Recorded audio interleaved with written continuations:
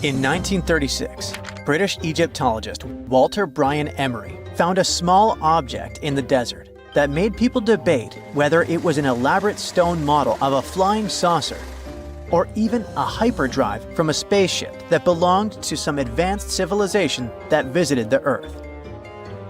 Emery spent years excavating sites along the Nile River Valley, especially in the huge ancient necropolis of Saqqara. He found countless treasures from ancient Egypt, and the most bizarre one was definitely from the tomb of a high official, Sabu. Historians don't know exactly who he was for sure. Some sources say he was a king's son. His burial at Saqqara means he was an important figure in the royal court. There are no records from this early period he lived in, so Sabu's role and fate are still a mystery. Inside his tomb, scientists found 7 funerary chambers, each filled with traditional grave goods: animal bones, flint tools, pottery, ivory objects, and stone bowls. And then there was a strange, broken artifact that became famous as the Disc of Sabu. It resembles a shallow, round-bottomed bowl, but with 3 delicately carved, curved lobes spaced roughly 120 degrees apart around its perimeter. These lobes are separated by 3 holes, and at the center, there's a thin tube. The material used to build the disc is meta-siltstone, or schist. This type of rock is fragile, highly porous, and super difficult to carve. It flakes easily and crumbles under pressure. So how they made the disc out of it with rather simple stone and copper tools from 3000 BCE is still a mystery. The next big question is why they decided to bury Sabu with it. Perhaps if we knew its true purpose, it would make more sense. When it was first discovered, archaeologists thought it was nothing more than a vase, an incense burner, or a ceremonial decoration. But those who took a closer look from the point of view of an engineer decided it could actually be a component of a larger mech with a 3D printer. And it turned out that the disc of Sabu was an ancient impeller, a crucial part of a centrifugal pump. When they put it in a housing and span at high speeds using the small central shaft, the disc was able to displace water. When it was tested without a housing, the disc created a powerful vortex. It became clear that the curved lobes and slightly concave shape of the disc weren't random. It was probably all engineered to move water with remarkable efficiency, like a powerful pump mechanism. Ancient Egypt's entire civilization depended on irrigation. Later dynasties perfected basin irrigation and managed to control the rise and fall of the Nile to take the most from agriculture. So, the engineers of the first dynasty may have been experimenting with advanced irrigation techniques thousands of years earlier than scientists previously thought. But then again, some people have doubts schist is strong enough to be used for a pumping mechanism. They suggest that artisans from Egypt's first dynasty were trying to recreate an even older object, using whatever tools and materials they had. It could be a stone replica of something originally made from metal, possibly belonging to a civilization far older and more advanced than ancient Egypt itself. One Swiss author takes this idea even further and proposes that the disc is a copy of a component from an extraterrestrial spaceship's hyperdrive, or stone model of a flying saucer. One French researcher believes the disc of Sabu was part of a secret massive factory system to manufacture sodium carbonate inside pyramids. Some people suggest that the disc may have been a primitive tool for weaving ropes. The lobes held strands of silk or fiber that were twisted into twine when it was spun. Or it may have been a gigantic lamp. Another historical mystery is a map from 1513 that is believed to be the oldest surviving detailed map showing the Americas. The author of the map is a Turkish captain, Piri Reis. He never crossed the ocean himself and put together this map from 20 regional maps. He used an Arab map of India, 4 Portuguese maps showing India and China, and a map of America by Christopher Columbus as he saw it. This last map was lost for many years, so Reis's map gave us an idea of what Columbus must have recorded during his third voyage to the New World. A historian who studied the map suggested that it showed Antarctica in prehistoric times because it strangely resembled Antarctica's true coastline, the way it looked when it was free of ice. But it was later proven that this idea wasn't right. Another idea that rocked the science world was Klerksdorp spheres. They were found in deposits of mineral pyrophyllite in South Africa and looked like tiny ancient cricket balls with lines around the middle. Back in the 1980s, there was a theory that some super advanced pre-flood civilization we know nothing about had made these spheres. One journalist shared stories about how they rotated on their own in a display case. There was also a TV show that invited a psychic who was telling everyone the spheres were pieces of an ancient spaceship. But according to geologists, these spheres are pretty regular spherical objects formed from different minerals than the surrounding rock. The seam-like lines on them are just imprints from the host rock's layers building up over time. The Klerksdorp spheres come in different shapes, from flattened spheres to distinct discs. As for that episode when one of these spheres spun on its own, the curator of the Klerksdorp Museum cleared that up too. He said that when he put one sphere on its glass shelf when the journalist came to visit, the sphere rotated a bit because it's round. There are some gold mining activities going on nearby, so the land where the museum stands often experiences earth tremors. In a remote part of China, there are some bizarre pipe-like formations known as the Baigong pipes. A local explorer found them back in 1996 protruding from Mount Baigong and along the shores of Tosan Lake nearby. Some people thought they were the work of ancient guests from other planets. When scientists tested samples of the pipe material, they found out that they contained mostly common minerals, but there was a mysterious 8% of unknown stuff. Some extra tests showed that these pipes had been there before humans. Chinese geologists later visited the site and suggested that these pipes were formed naturally over time. It was probably fossilized tree roots from the area's super green past. It's still a real mystery with no clear-cut answer. While digging a trench along a river in Romania, workers found a wedge, which is now famous as the aluminum wedge of Aiud, or the object of Aiud. Right next to it, there were some mastodon bones. Those distant relatives of elephants lived 11,000 years ago. So some people concluded the wedge is of the same age. The cool part is that it's made of aluminum, but this metal wasn't discovered until the 1800s. This material requires serious heat to produce. The wedge is said to be covered in a thick layer of oxide that's been sitting there for hundreds of years. Some folks believe this wedge must have crash-landed here on a spacecraft from some other planet. Some scientists think it's all a hoax, and others suppose it might be a human-made object with an unknown purpose. It's 1898, and you're taking part in excavations in Saqqara. This place, not far away from Cairo, is full of ancient tombs and pyramids. You're in your Indiana Jones mood and hope to find something really phenomenal to become famous. Gold, manuscripts, treasure maps, mummies of famous pharaohs. Wait, a wooden bird? You're really disappointed as it looks like a regular toy. An old one, but still. Little do you know that years later, someone would propose that your bird was actually an ancient monoplane. So the artifact, nicknamed the Saqqara bird, is made of a sycamore tree. The birdie has a wingspan of just 7 inches and weighs around 40 grams. A perfect original souvenir from Egypt, I would say. It's over 2,000 years old and looks pretty plain, without any carvings of feathers or other intricate ornaments. It has a beak and eyes though, which makes our find look like a hawk, the emblem of the deity Horus.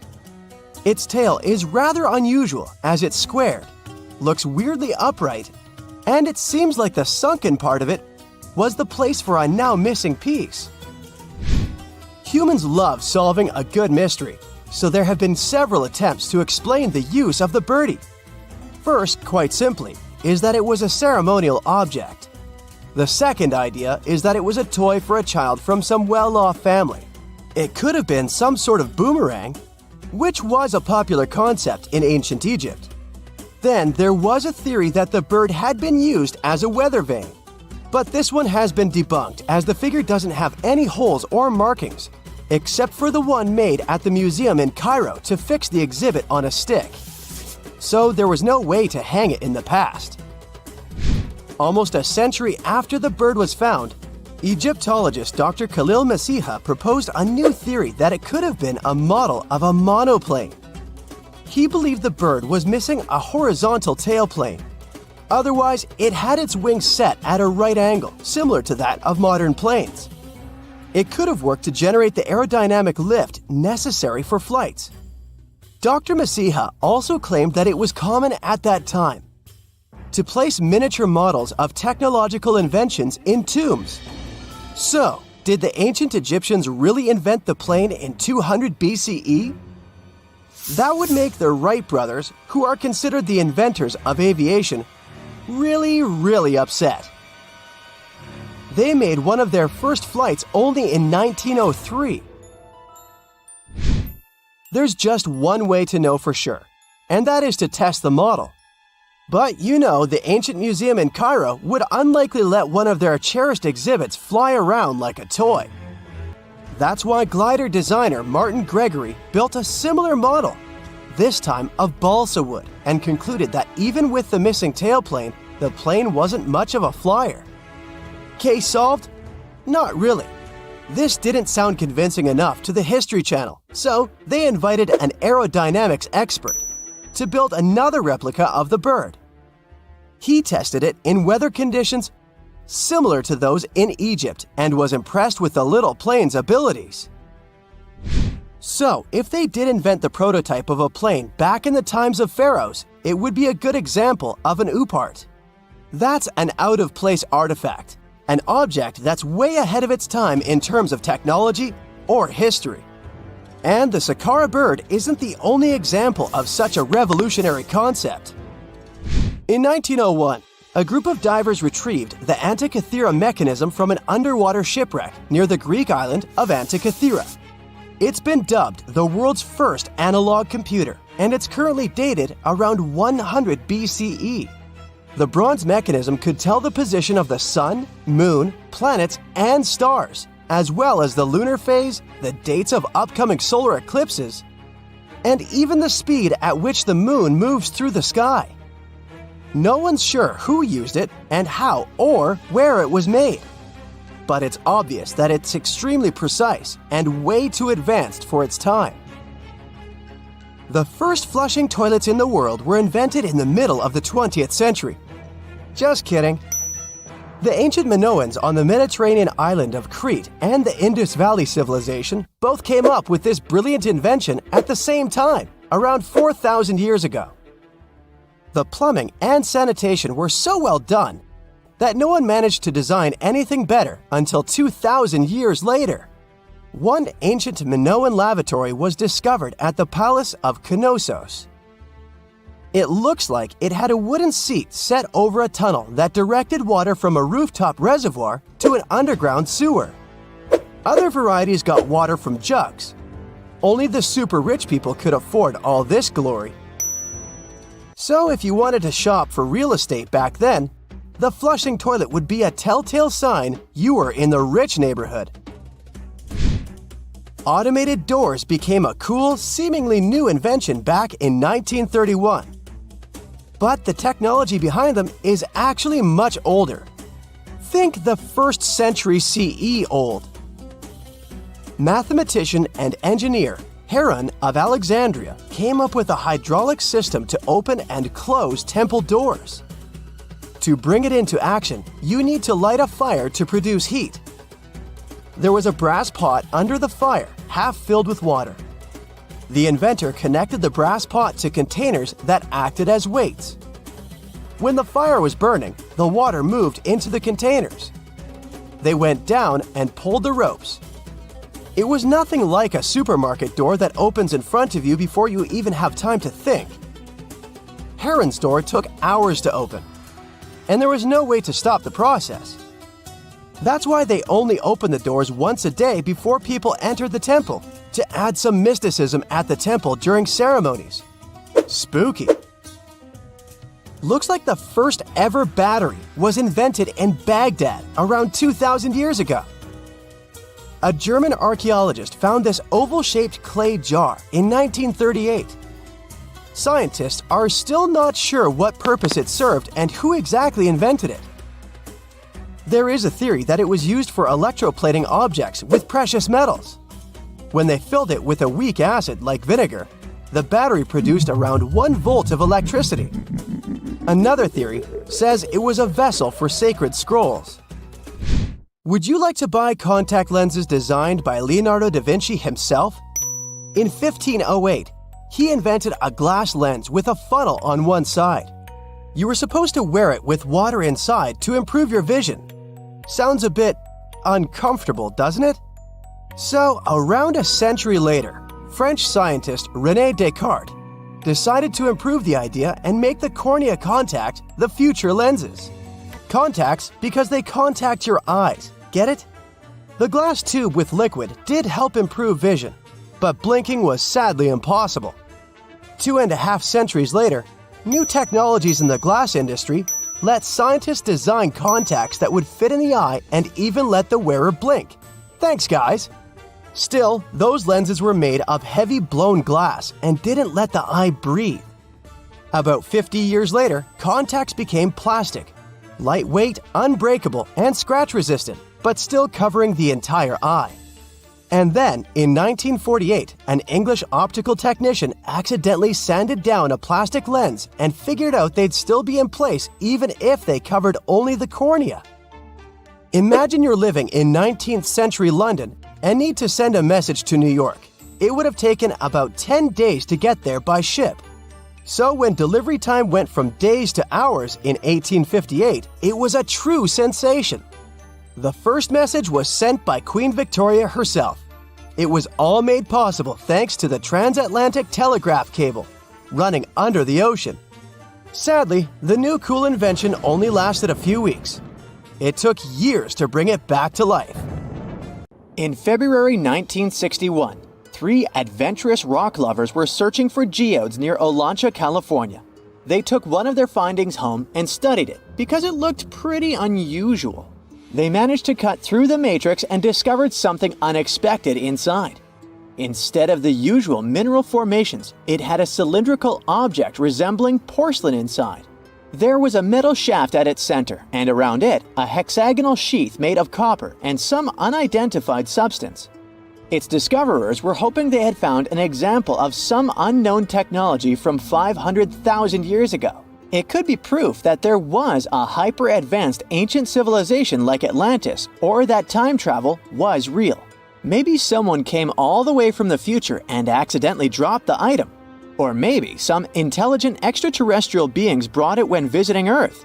If any of these theories were true, it would mean that scientists have to completely rewrite all human history as we know it. But not everyone shared the excitement, and truth seekers and alternative archaeology circles were trying to solve the mystery of the so-called Koso artifact until the late 90s with theories and debates. Then a group of skeptics took images and x-rays of the discovery and showed them to spark plug collectors. They have identified the artifact as a spark plug with corroded metal components from the 1920s and not ancient technology at all. Almost 20 years later, one of the co-discoverers of the artifact agreed to take it for inspection at the University of Washington. They officially confirmed it was a 1920s-era champion spark plug. And the stone matrix containing the artifact wasn't a geode, but a concretion. Those can form because of natural processes over decades or years, but not millennia. The Koso artifact is a good example of an out-of-place artifact, which is a thing in pseudo-archaeology. It's something found in a place or time where it shouldn't logically be. These artifacts seem too advanced for the time period they're found in, They could also mean human activity existed when humans weren't supposed to be around. The Baghdad battery is another example of such an artifact. It was found in the 1930s by a German archaeologist and consists of a clay jar, a copper cylinder, and an iron rod going through the jar's stopper. Its top, which was broken off, probably had been sealed with asphalt. Its discoverer noticed that it had two different metals and possibly an electrolyte, which are key components of a battery. There are no ancient writings to support this theory, but when scientists ran tests and filled it with an ionic solution like vinegar or wine, it showed that it could conduct electricity. If it really was a battery from 2,000 years ago, it might have been used in ancient medical practices, or even embedded in statues to make it look like they were buzzing to impress people. Kionich, who found it, believed it was used for electroplating, a process for coating metals. Even if it was used as a battery, the Baghdad artifact could only produce a small amount of energy, around 1 volt of electricity. So, some people believe it was used as a storage container for sacred scrolls. Back in the 1930s, a couple stumbled upon something strange while walking along Red Creek in London, Texas. It was a piece of wood sticking out of what looked like an ancient rock formation. Around a decade later, their son, who was really curious to find out its secret, decided to crack open the rock and found a surprisingly modern hammer inside. This discovery caught the attention of Carl Bau, a young Earth creationist who claimed the rock surrounding the hammer dated back to the Cretaceous period. He saw it as evidence against evolutionary theory. After some investigation, scientists proved that the rock was not as ancient as it seemed. Geological processes have just encased the modern hammer over time, so it wasn't evidence of humans coexisting with dinosaurs like the Flintstones, as some hoped. It was just a case of a miner dropping his hammer centuries ago and nature doing its thing. A Chinese archaeologist supposedly stumbled upon some caves that seemed to serve as a burial ground for small beings with big, oval heads. Alongside these remains, there was rock art depicting figures with round helmets, the sun, the moon, the earth, and stars connected by groups of pea-sized dots. They also found over 700 mysterious stone discs etched with spiral grooves. Things got even weirder when these discs were sent to a Chinese professor who claimed the grooves were actually written characters. According to his translation, the discs told the tale of Dropa visitors from another planet who had crashed their spaceship on Earth about 12,000 years ago and had tried to live among us until they were hunted down by locals. But there's no concrete evidence that any of this actually happened. The story was first published back in the 1960s in a couple of articles, but it all seemed a bit fishy. None of the people involved, the archaeologist, the professor, or even the university they supposedly worked at, seemed to have left any trace in the records. And while there is a group in Tibet called the Dropa, they're fully human, not extraterrestrial visitors, and there's no solid proof that the Dropa stones exist at all. In a remote part of China, there are some bizarre pipe-like formations known as the Baigong pipes. A local explorer found them back in 1996, protruding from Mount Baigong and along the shores of Tosan Lake nearby. Some people thought they were the work of ancient guests from other planets. When samples of the pipe material were tested, they contained mostly common minerals, but there was a mysterious 8% of unknown stuff. Special testing revealed that these pipes had been there before humans. Chinese geologists later visited the site and suggested that these pipes were formed naturally over time. It could be sediment piling up in the fissures in the earth, or even fossilized tree roots from the area's lush past, but it's not certain. There's a mysterious terracotta head in Mexico with a hard-to-pronounce name, discovered back in the 1930s during a burial excavation. This head looked a lot like fancy Roman statues, so it wasn't clear what it was doing in Mexico. For some reason, the discoverer kept it secret for several decades. The head was found in a pyramid with 3 floors about 40 miles from Mexico City, alongside gold, copper, and pottery. Some argue that if this head really is many centuries old, it could mean the Romans or some other civilization had made it to Mesoamerica before Columbus did. There are also drift voyage theories mentioning a shipwreck after which some artifacts and survivors made it ashore. Some suggest that this figurine head was a little souvenir brought over by the Vikings. But there's no solid archaeological proof of the Vikings meeting the folks in Mesoamerica. There are some artifacts floating around, but none of them have been stamped as undeniable evidence of pre-Columbian contact. So the mystery of how this head ended up where it did remains unsolved. While digging a trench along a river in Romania, workers found a wedge, which is now famous as the aluminum wedge of Aiud, or the object of Aiud. Right next to it, there were some mastodon bones. Those distant relatives of elephants lived 11,000 years ago, so the wedge is probably of the same age. The cool part is that it's made of aluminum, a metal not even discovered until the 1800s. This material requires serious heat to produce. The wedge is also covered in a thick layer of oxide that's been sitting there for hundreds of years. Some folks believe this wedge must have crash-landed here on a spacecraft from some other planet. Some scientists think it's all a hoax, and others suppose it might be a human-made object with an unknown purpose. If there's a question that still baffles archaeologists to this day, it's this one. How did the ancient Egyptians build those magnificent pyramids? As far as we know today, their resources were quite limited, especially in terms of tools and building materials. We still don't have a fully satisfying answer, but hey, we've got some pretty amazing theories worth considering. The leading contender among these theories involves the clever Egyptians employing a sneaky strategy. Now picture this. They constructed a slanted and curving mound made of bricks, earth, and sand encircling the pyramid to be. As the pyramid grew taller and taller, they simply increased the height and length of this wacky structure. It's like they were playing an ancient game of Jenga. Now, how did they get those massive stone blocks up there? Well, according to the legendary ancient Greek historian Herodotus, they used sleds, rollers, and levers. It sounds like they turned construction into a supersized game of tug-of-war. And guess what? Herodotus also claimed that the Great Pyramid, the one from Giza, the granddaddy of them all, took a whopping 20 years to build. There's more. Herodotus also dropped a mind-boggling number on us. 100,000 men were supposedly involved in this pyramid extravaganza. Did they hire the entire Egyptian population? Well, it might not be as far-fetched as it sounds. These men were probably mostly farmers, so they probably focused on the pyramids when there wasn't much work to be done in the fields. Like during the flood season of the Nile River.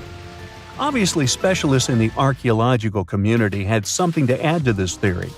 By the late 20th century, they discovered some evidence that suggests the workforce might have been smaller and more permanent than previously thought.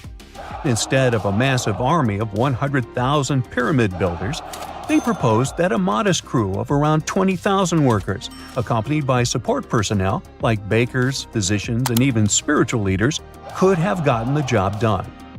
There was also this theory that claimed that the pyramids were actually built from the top downward. It suggested that these colossal structures were nothing more than isolated hills used as quarries. The stones were supposedly drawn from these hills, and over time, competing engineers took charge and transformed them into the iconic pyramids we know today. Now, before you dismiss this theory as a wild fantasy, some folks thought it wasn't completely crazy. After all, there are instances where isolated hills exist, so maybe this theory had a tiny glimmer of truth.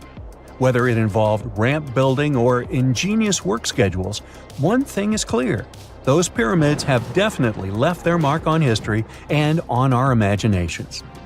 Now, speaking of ancient Egyptian mysteries, there's this gigantic unfinished obelisk sitting in ancient Egypt, and scientists are trying to figure out how it was shaped.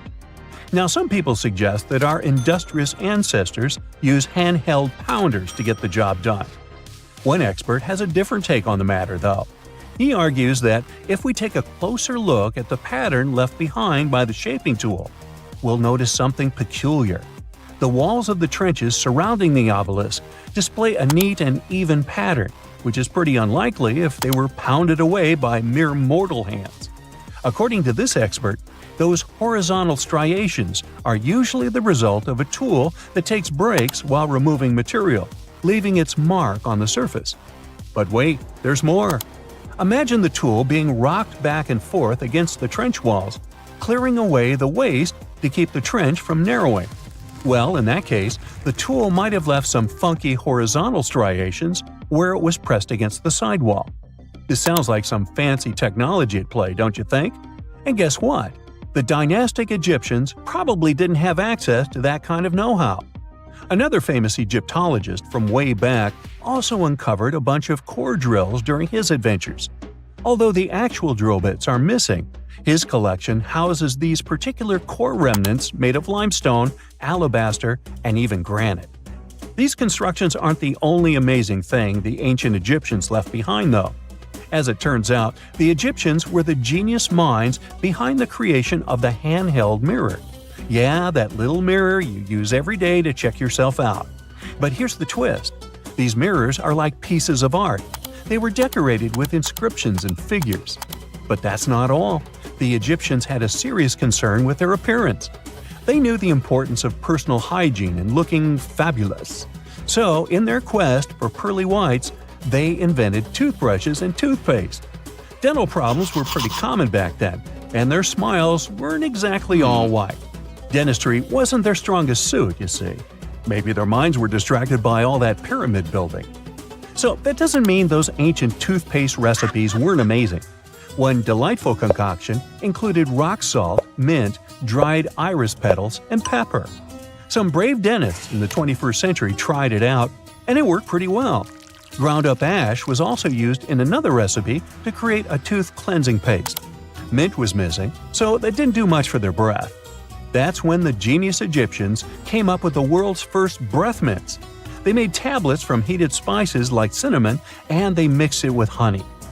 Now, let's shift gears to home decor, Egyptian style. They surely took ornamentation to the next level. While the concept of decorating furniture started in Mesopotamia, the Egyptians cranked it up a notch. They went all out with different colors of ink and even developed various weights of paper. Oh, and let's not forget about those cute little area rugs we all have in our homes today. Guess who came up with the idea? Yep, the Egyptians. They used the versatile papyrus plant to make those cozy rugs. And speaking of trends, the Egyptians loved their knickknacks. They had an assortment of small figurines in the shapes of cats, dogs, and people. These statues were made from various materials, like simple sun-dried mud to the ultimate bling of gold. It all depended on how loaded you were. The Egyptians were also all about farming, and they knew that clean water was crucial for their crops and animals. That's why they came up with some nifty inventions and techniques to make sure their land was fertile and their plants were happy. First off, they had the genius idea of using ox-drawn plows. They had two types of plows, heavy and light. The heavy plow would strut its stuff, cutting deep furrows in the soil, while the lighter plow followed behind, fluffing up the earth. But they didn't stop there.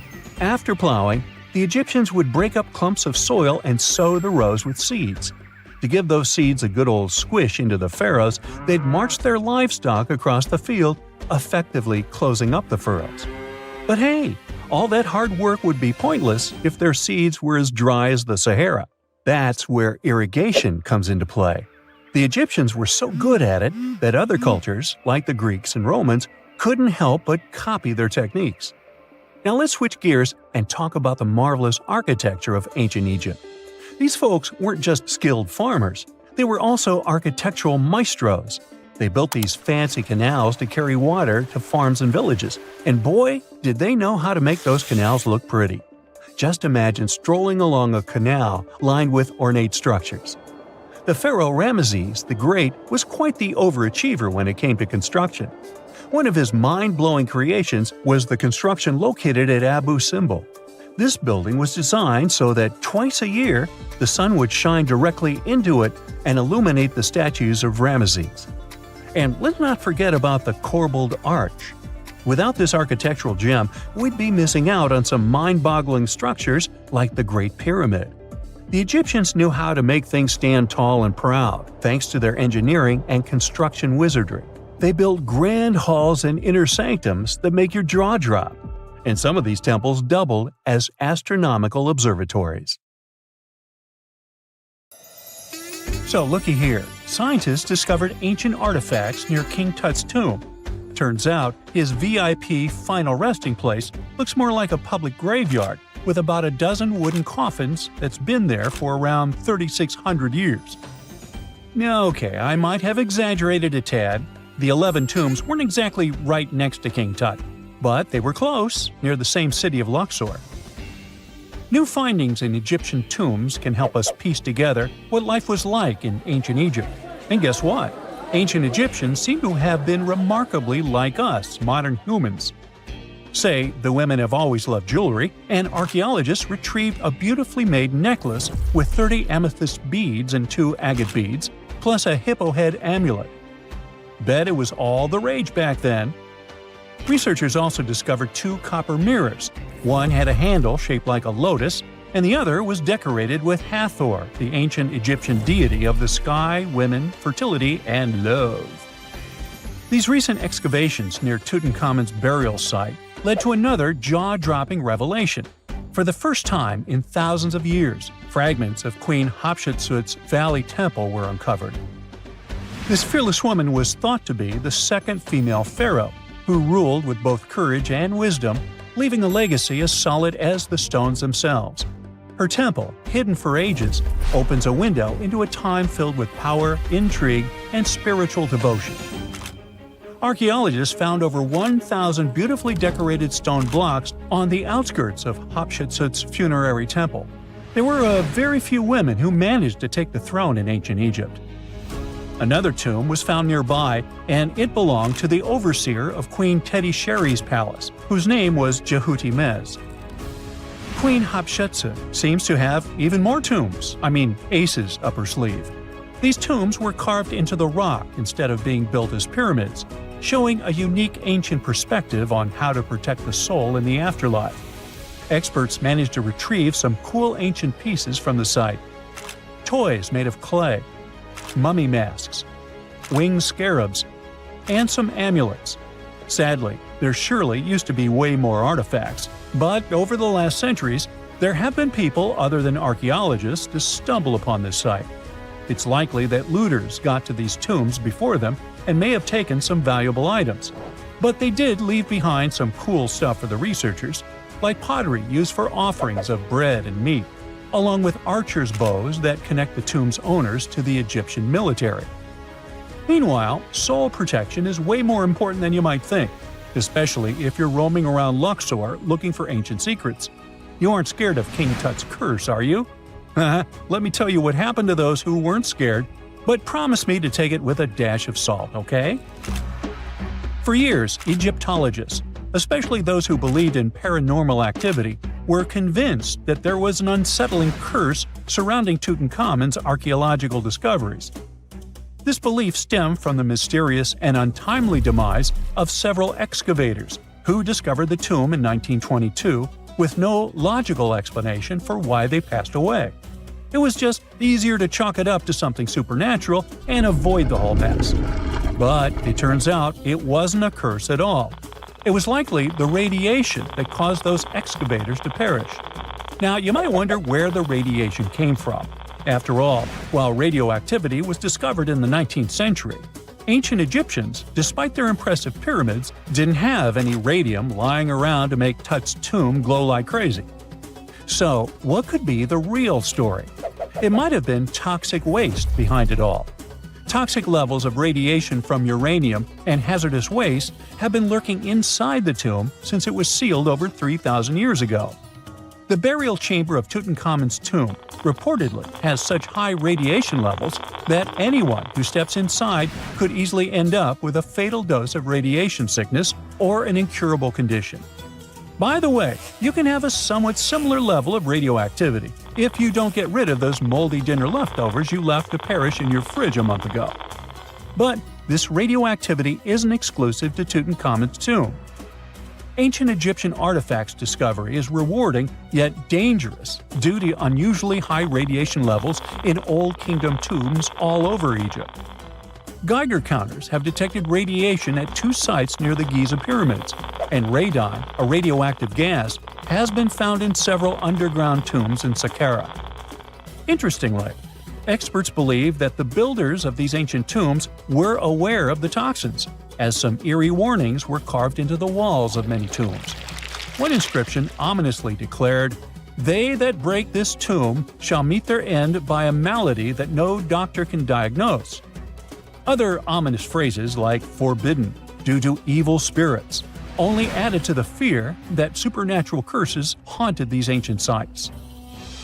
Ominous signs have stunned archaeologists since forever, but the fear grew even stronger a century ago with the mysterious passing of Lord Carnarvon, who funded King Tut's excavation in 1922 and reportedly explored the treasure-filled rooms, along with several others who entered the tomb.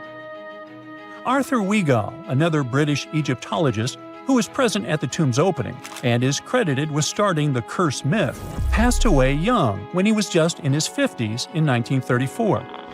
Chances are the condition that made him pass was connected to radiation. In total, 6 out of the 26 people who were there when the tomb was opened met their end within a decade from various causes.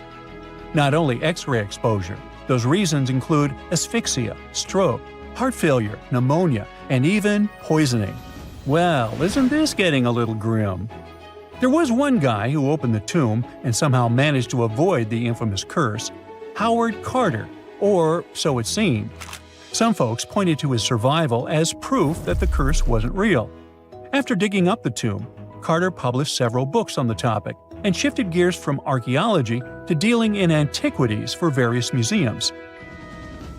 Despite dodging demise or injury, rumors swirled about how the curse may have impacted him in other ways. One of the big stories linked him to Lord Carnarvon's daughter, Evelyn.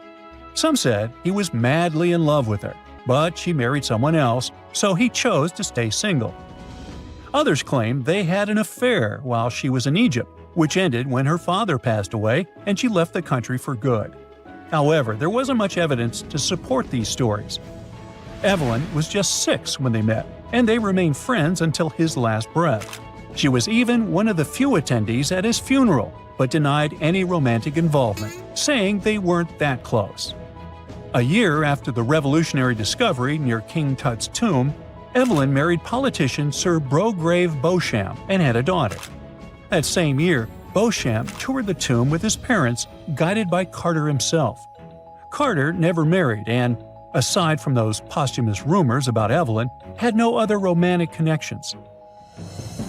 While the curse adds an intriguing twist to his life story, his tendency to keep relationships at arm's length was evident long before the tomb was opened. It seemed Carter just wasn't a people person. In 1939, after battling a serious illness, he ultimately succumbed to fate. He was 64, which was a pretty common life expectancy in the UK back then, so no one really thought it was off and linked it to an ancient curse. When he passed, it turned out he had several artifacts from Tutankhamun's tomb in his London apartment, which were eventually sent back to Egypt, marking what some viewed as the curse's end. Who knows? Maybe if he hadn't had all those ancient souvenirs at his place, he would have lived way longer. But all the other demises might seem off. The curse theory was likely fueled by some strange events during the excavation. Carnarvon got a mosquito bite that became severely infected, and around the time they opened the tomb, Cairo experienced a bizarre power outage and a freak sandstorm. Back in England, the Earl's dog, Susie, managed to escape from Carnarvon's house and began barking frantically at seemingly nothing. At least that's what the staff and family saw. Strangely enough, at the very moment her owner's heart stopped, Susie started howling and fell down without showing any signs of life.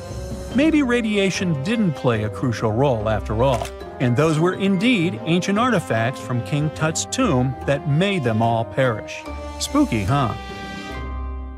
Imagine working 7 days a week on a large-scale construction site. You, along with thousands of others, carry millions of stone blocks and put them on top of each other according to a complex system. You work without modern construction equipment. You have no air conditioning or constant access to water. It's so hot outside that you can fry eggs on the road. You've been building the pyramid for decades, and now, when it's finally done, you enjoy the result of the colossal work of thousands of people. You're looking at a giant cultural monument of global value that will freeze in time and amaze people for tens of thousands of years. A few thousand years have passed. People in the 21st century see the pyramids and are like, wow, I can't believe humans have built this. Yeah, the people who built the pyramids wouldn't have appreciated such a theory. But actually, there are reasons to believe that people built it using some fantastic technology.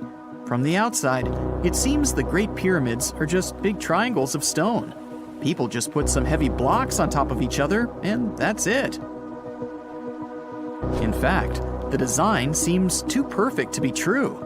The pyramid consists of more than 2 million blocks. They lay so close to each other and are so even that you couldn't squeeze even a thin sheet of paper between them. Scientists still can't figure out the exact technology for building the Egyptian pyramids. One of the biggest and most famous is the Great Pyramid of Giza. This huge construction, well known all over the world, has one big secret. There should be a capstone on top of the pyramid. It's a triangular-shaped stone block, a small pyramid on top of a huge one. It's also called a pyramidion. The builders of ancient Egypt made it out of granite and limestone and covered it with gold. No records or old drawings prove that there was a pyramidion at the top of the Great Pyramid of Giza. But there's another ancient Egyptian structure with such a triangle, the Red Pyramid. It was built before the Great One, and its capstone has survived to this day. Archaeologists have found and reconstructed it. But where could the capstone of the Great Pyramid be? It's a mystery that still has no answer. Some are sure that some thieves have stolen it from the top. Maybe they just climbed up and pushed the pyramidion down. It makes perfect sense. The capstone was probably the most valuable element of the pyramid. Many scientists and archaeologists still don't know its exact purpose. Some believe that this peak covered with gold glorified the pharaohs. The capstone reflected moonlight at night and illuminated the entire space around it. During the day, the capstone reflected sunlight with its shiny surface. You could have noticed it from afar. The top of the pyramid was a kind of guiding star for lost travelers. All other stone blocks of the pyramid consist of limestone. People polished them to make them look shiny. In the past, they were even glowing and reflected light. You could see glowing pyramids from space, although they looked like tiny lights. Over thousands of years, winds, sandstorms, and rains have changed the pyramid's appearance. If people had taken care of them all this time, they would have looked like something out of science fiction movies, or the pyramids from Las Vegas. But unfortunately, we will never see their original appearance. Some archaeologists and scientists believe that the capstone could absorb the sun's energy and distribute it evenly throughout the pyramid. No one knows precisely why the Egyptians needed this technology. There's a theory the pyramids are ancient energy systems. The pharaohs applied this energy to use some unique technologies that were more advanced than all the achievements of the 21st century. And the triangular shape of the pyramids was ideal for boosting this electromagnetic energy. In theory, solar radiation, or electromagnetic forces, accumulated at the top of the pyramid, filled the inner rooms, and then went down the walls to the base. Any surface distortion could prevent the flow from spreading, so they had to create a perfectly smooth surface. That's why they installed the blocks so that nobody could squeeze a needle or razor blade between them. Many people believe in this theory because they built the pyramids from limestone. This material can hold energy inside itself. In the inner part, they created granite deposits to cause air ionization, that is, to create an electric charge. They also dug channels under the pyramid for water to transmit electricity. And at the top, they put a gold capstone, the best conductor of electricity. So, this is how you get a great power generator. Different cultures used similar technologies to create electricity all over the world. But these are all theories. If it had been working, humanity would have used these technologies today. There are mentions of the metal industry, chemistry, engineering, physics, mathematics, and astronomy in some ancient records. Most scientists don't believe in all these things. We know the detailed stages of the technology's development in different cultures. In the 21st century, scientists, historians, and anthropologists can track the evolution of all modern devices. If people had created some technological inventions in ancient times, the history of the world would have looked different. Perhaps all the achievements of antiquity could have been wiped off the face of the earth by global cataclysms. And it can happen to us. Just imagine how people would dig up a laptop in 5,000 years. Perhaps they wouldn't understand what kind of device it is. Another Egyptian wonder surrounded by mystery is the statue of the Sphinx. The Egyptians carved it out of a single massive piece of limestone about 4.5 thousand years ago. But scientists still don't know the exact date of its construction or who built it. People painted the Sphinx in different colors, so it looked much brighter and more vivid in the distant past. It was shining just like the Great Pyramids. Anyway, time hasn't only changed its appearance, but its name too. Initially, the Egyptians called it Horemheb. The Greeks renamed it the Sphinx about a few hundred years after it had been built. The Sphinx emphasized the greatness of the rulers of Egypt. It also performed a symbolic function of a watchdog guarding the tomb of the pharaoh and the paths leading to it. This version sounds realistic, since archaeologists have discovered many secret entrances at the foot of the Sphinx. Perhaps these rooms and intricate tunnels lead to underground halls with treasures. And treasures don't always mean gold and jewelry.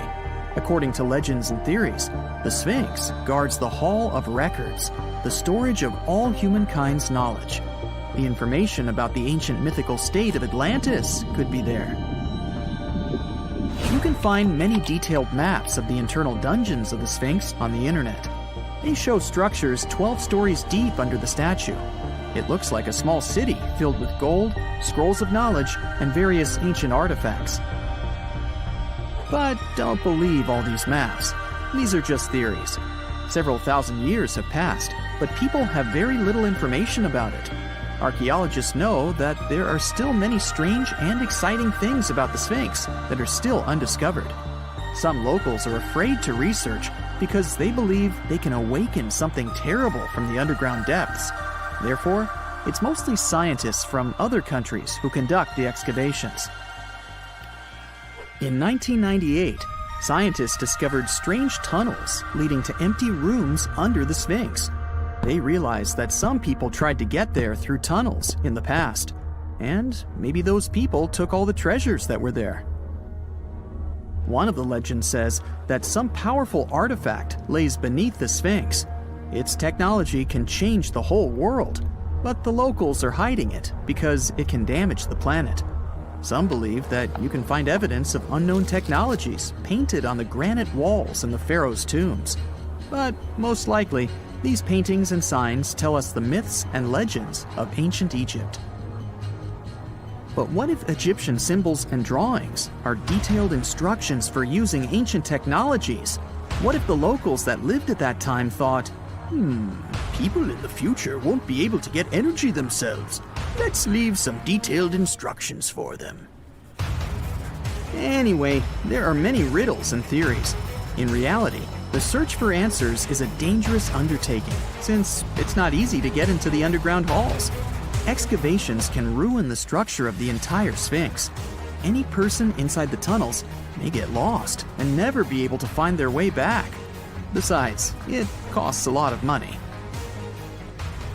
Now, what would be awesome is if people could invent some device that could scan underground areas and show their detailed models. A gruesome discovery took place in Egypt some years ago. You want to hear about it? 16 human hands, carefully buried in 4 eerie pits. They didn't look too much like human hands at first, since they were abnormally large, but they were. Weirdly, there were only right hands. No left hands were in sight. It turned out that it points to the practice of an ancient dark ritual. Old Egyptian art and tales talked of a ceremony where warriors would present the right hand of their adversaries as proof of victory and asked for gold in return. Egyptians believed in the afterlife, so cutting off someone's hand meant you cut off their power eternally. Guaranteeing this type of defeat was interesting to the winning party. Here, the fight was between Egyptians versus Hyksos, who lived in what was once known as Canaan. Egypt has always been the center of some history-changing findings, and some time ago, this papyrus was found. If we stretched it open, it would be just a tad bigger than the height of a skyscraper. The world's tiniest skyscraper, which is located in Wichita Falls, Texas. When humans didn't write on their Notes app, they wrote on this thing, made from the medulla of a papyrus plant. Around 2,000 years ago, ancient Egyptians wrote something reminiscent of a book where they describe most of their funerary traditions and their visions of the afterlife. It's considered one of the most important texts from ancient Egypt and is still sold in bookstores to this day. This ancient manuscript was unearthed from a chamber located just south of the Pyramid of Djoser, located in Saqqara. Oh yes, Djoser is the oldest pyramid in Egypt and not the Giza pyramids like most people think. So recently, the site of Saqqara buzzed with excited archaeologists who probably found one of Egypt's oldest complete mummies. They believe that this beautiful and well-preserved mummy was that of a wealthy man. He was discovered in a deep shaft, covered in layers of gold leaves. There are many symbols that show he was an important and wealthy man, like the band he wore on his head, the bracelet on his chest, and the fact that he was embalmed with a tunic, which was reserved for Egypt's finest. The most exciting part of the entire discovery was finding the resting place sealed with mortar, just as the ancient Egyptians had left it 4,300 years ago. Now this may sound weird, but back in 2008, archaeologists discovered a missing pyramid. Now it went missing because it deteriorated over the span of 4,000 years. Today, you can only see its base. It was a pretty important site back in ancient times. It is said that around the area of the pyramid, the ancients hosted a special type of ceremony where high priests would carry mummified remains of sacred bulls. Now here's a fun fact. Ancient Egyptians believed that Apis bulls were earthly incarnations of the city deity of Memphis and was connected to rites of fertility. It wasn't just any Apis bull though. They needed to be all black with a single white mark between its horns and a bunch of very specific characteristics. They were selected by the local priests and honored until they passed away. After that, they were mummified and buried in underground galleries. Meanwhile, this missing pyramid sort of disappeared around the 1800s. It was a German archaeologist who first found it in the village of Saqqara. He called it the Headless Pyramid when he first found it. But then, years after the official discovery, the desert sand came along and covered the whole thing. There were some excavations between the 19th and 20th centuries, but they weren't too systematic. That's why scientists were so thrilled when they dug an entire pyramid's base after removing the 25-foot mound of sand that was covering it. Oh, and it turns out American archaeologists are excavating a cemetery in Egypt that could contain over 1 million mummified bodies. So far, archaeologists have dug around 1,700 mummies. One of the main differences from other classic Egyptian mummies is that these people weren't kings and pharaohs. They were commoners that most likely lived about 1,500 years ago, when Egypt was controlled by the Roman and Byzantine empires. The name of the cemetery is cool though, the Way of the Water Buffalo, just in case you want to check it out on your next trip. Other than bulls and buffaloes, ancient Egyptians also liked baboons. Are you seeing a pattern here? In the beginning of the 20th century, archaeologists discovered a site filled with mummified baboons in a place called, guess what? The Valley of Monkeys. An animal wouldn't have been mummified if it wasn't considered important. Certain animals were more important than others, since they were linked to specific deities. Jackals were connected to Anubis, the ancient god of the afterlife, and cats were likened to the female deity Bastet. Baboons were a pretty big deal, since they were believed to be connected to Thoth, the deity of wisdom and advisor to Ra, one of Egypt's supreme deities. The archaeologists who studied these animals weren't too happy. They think these baboons were kept inside and were deprived of sunlight for most of their lives. They had extreme vitamin D deficiencies and they were poorly fed. Maybe Thoth got angry with these baboon keepers. Just a guess. Since there's never a boring day for archaeologists in Egypt, they also found human mummies with golden tongues. Since Egyptians were all about the afterlife, they believed that golden tongues might help a person speak once they pass to the other side. I mean, it's a long shot, but hey, why not? Some of these mummies were placed in wooden coffins with goods, such as necklaces, pottery, golden artifacts in the shape of lotus flowers and scarab beetles, and iPhones. Just kidding. A new temple was also unearthed recently in Egypt. Scientists believe it was dedicated to honor Zeus Cassios. That deity would be a cross between Zeus, the almighty Greek deity of the sky, and Mount Cassios. While digging around the Sinai Peninsula in Egypt, archaeologists spotted 2 pink granite columns poking out of the ground, and bingo. They believe these columns represented the temple's front gate and collapsed during an earthquake many years ago. And speaking of deities, there weren't only super serious deities. Recently, scientists unearthed a golden ring in a city south of Cairo. No, Frodo, it's not magical. It was a normal gold ring, but it had the depiction of the deity of fun, officially named Bes. This deity is often described in sacred texts as a happy chubby dwarf. Today, many tattoos we get are sorta deprived of any sense and are made of aesthetic purposes only. In ancient Egypt, though, women would get tattoos as a token of protection for childbirth. That's what scientists think, at least. Around the Nile region, scientists found some mummies that had well-preserved tattoos, which is a rarity since the skin deteriorates so easily. 2 of these women tattooed their lower backs, and the drawings were simple. They were mostly pictures, including that same chubby dwarf we just talked about, Bes. He also had a side hustle as the protector of women during childbirth. Now, would you believe me if I told you ancient Egyptians invented robots? No? Well, that's because that's not entirely true. Sure, they were astronomers, mathematicians, and engineers, and somehow they also squeezed an eccentric invention into that package. An automated deity some scientists called Hathor. This wooden statue had been in the Metropolitan Museum of Art for years before someone noticed its secret. With the help of an X-ray machine, specialists discovered a mechanical operating system inside it. The pulley-like axis goes from the statue's shoulder to her left leg. When the system rotates, the statue raises and lowers her hand. Hey, pick me! I got my hand up here. Consider the Great Pyramids, one of the original 7 wonders of the world and the only one that still exists today. Did you know that the pyramids of Giza weren't the only pyramids out there? And they weren't even the first ones. First, there were the pretty good pyramids, but they didn't catch on. Nah, I made that up. Back to the story. In ancient Egypt, it was believed that kings were chosen by gods to serve on earth as their mediators.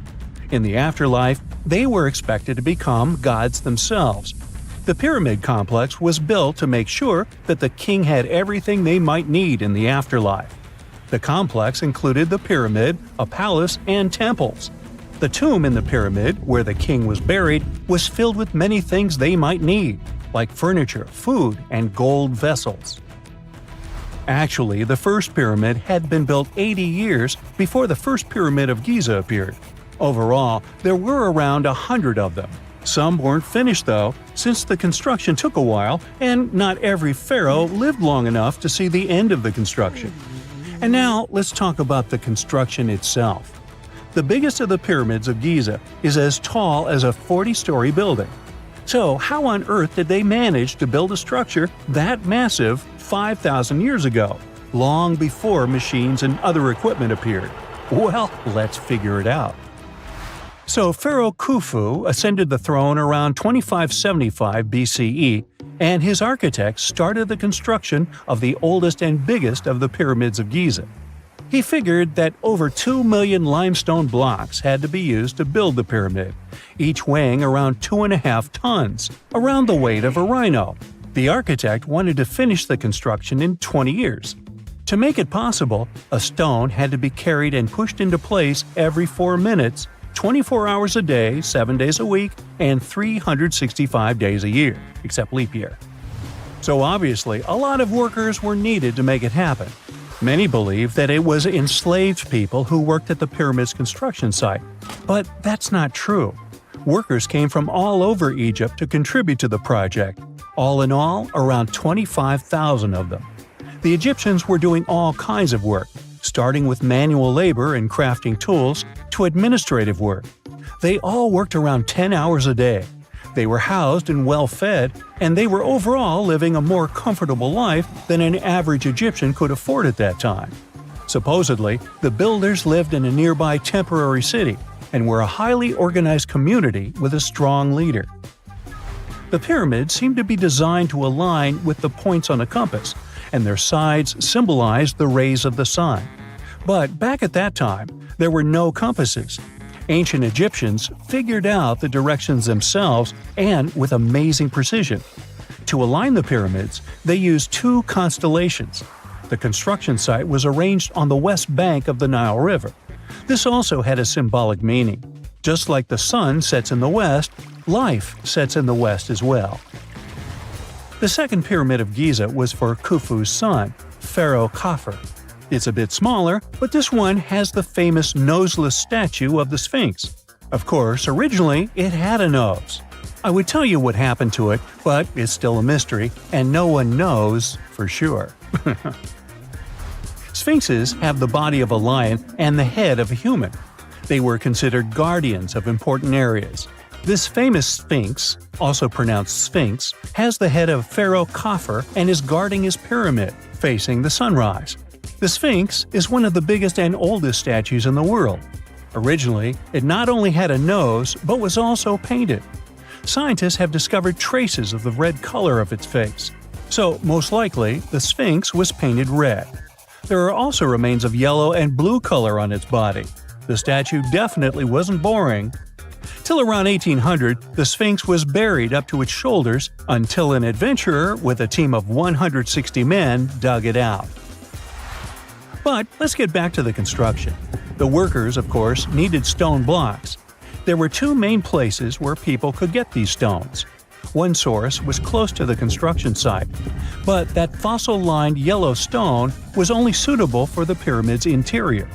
The limestone blocks for the exterior were hauled from 8 miles away on 30-foot-long sleds. Apparently, it wasn't too hard to pull them. The sand mixed with the right amount of water was pretty slick, and 10 people could move a sled even with a rock weighing so much. Surprisingly, cutting off a block of limestone wasn't the biggest problem. When in the ground, it was soft and could be split relatively easy. But after getting exposed to the air, limestone hardens. So the most difficult part was to shape the blocks. That step was crucial because the smallest inaccuracies could lead to the whole pyramid collapsing. So, okay, those limestones were mined, carried on a sled, shaped, and then what? How could they be put into place? Well, this is still a mystery. Archaeologists have discovered the remains of a ramp system that dates back around the time the pyramids were being built. So historians have come to the consensus that, most likely, the Egyptians designed a unique ramp system to move and pull huge stone blocks. The most common opinion is that there were several ramps around the pyramid.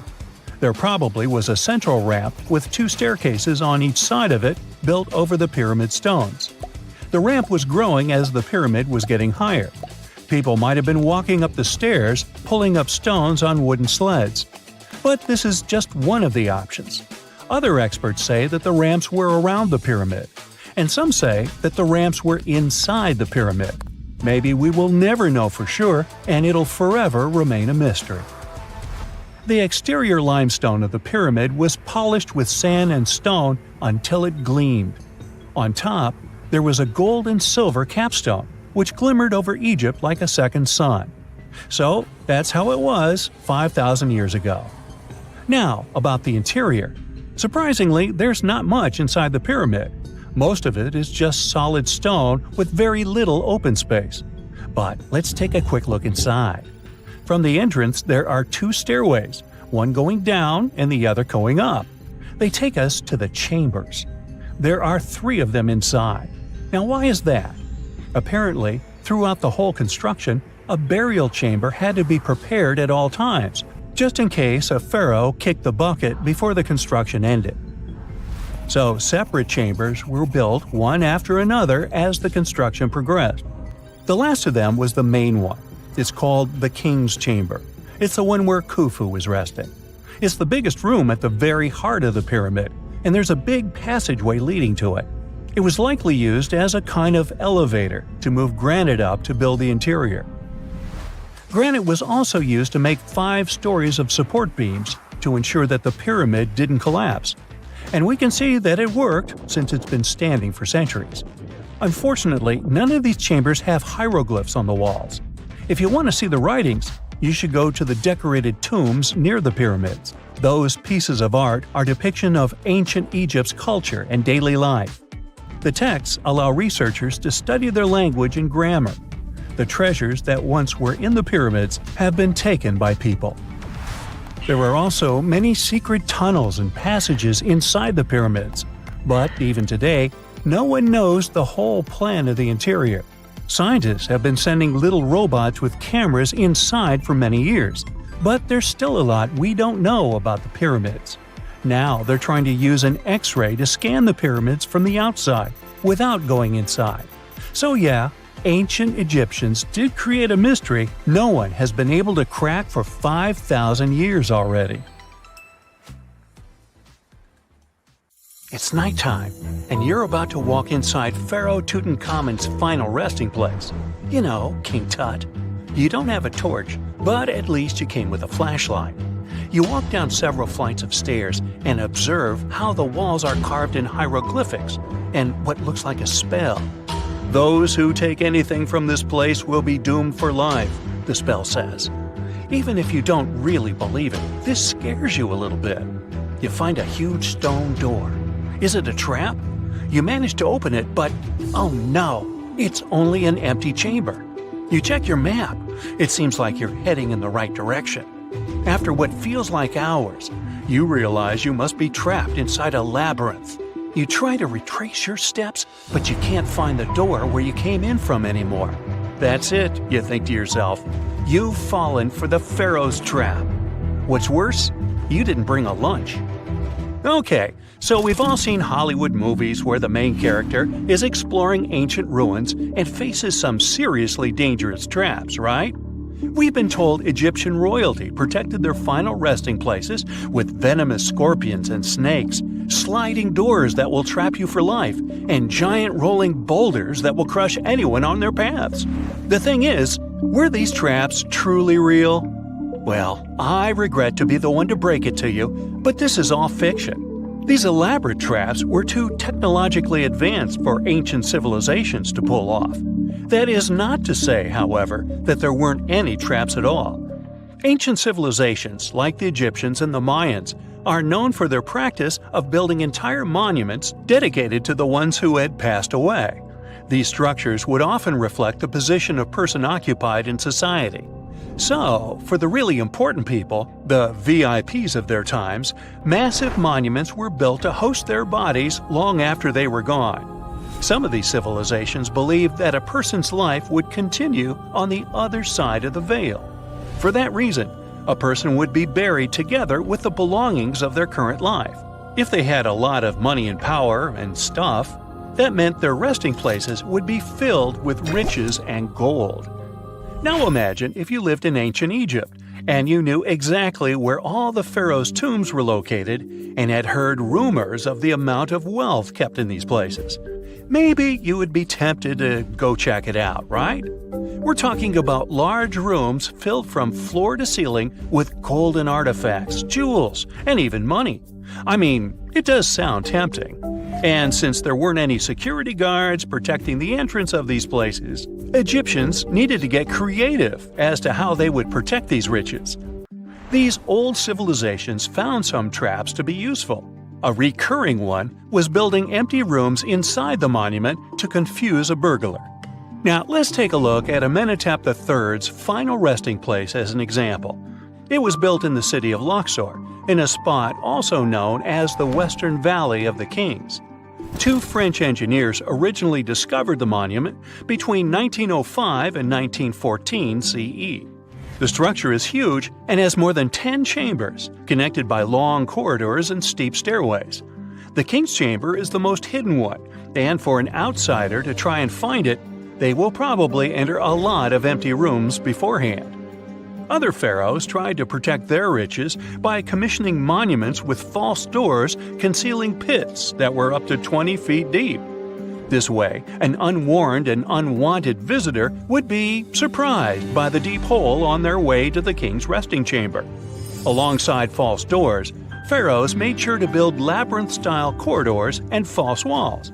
This way, robbers could take hours or days before they found the king's real chamber.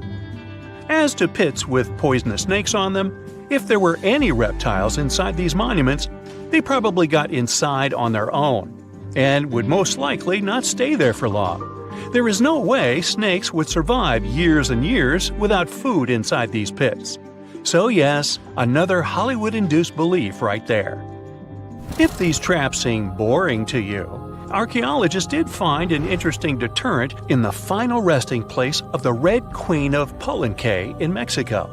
Palenque was one of the most powerful Mayan cities in pre-Columbian Mexico, and the Red Queen was believed to be the grandmother of the last Mayan king, undoubtedly a person of immense importance to the empire. In her honor, a huge monument was built to keep her body after her passing. The discovery of the tomb itself was already thrilling. Archaeologists found an ancient monument when digging at the site back in 1994. The first thing they found was a room with a hidden door. Once they opened the door, they discovered a long corridor. Finally, at the end of this corridor was the Queen's chamber. The team of archaeologists was beyond excited to unearth this chamber with the mummy of the Queen herself still inside it. They found her to be accompanied by her pearls, jade shells, and expensive rocks. But as the team explored the remains, they saw something rather strange. The room was filled with a red-colored powder. Researchers knew that the color red was important to the Mayan people, and that much of their clothing and buildings were decorated with this color. But they didn't understand why the queen was buried with this unknown red substance. After they took a sample back with them for further analysis, they discovered that the red powder was cinnabar, a very dangerous mineral. This powder, when inhaled, can cause, shall we say, severe health damage to a person.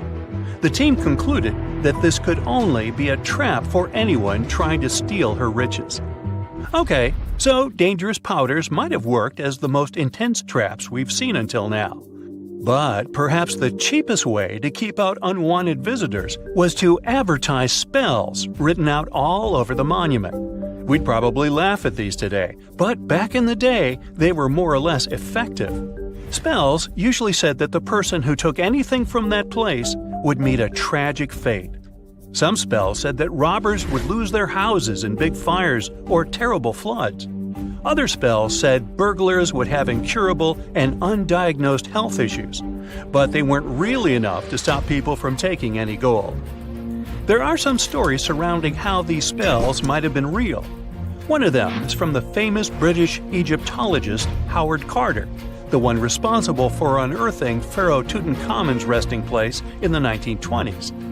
After months of unsuccessful digging, Carter discovered the tomb's existence by chance.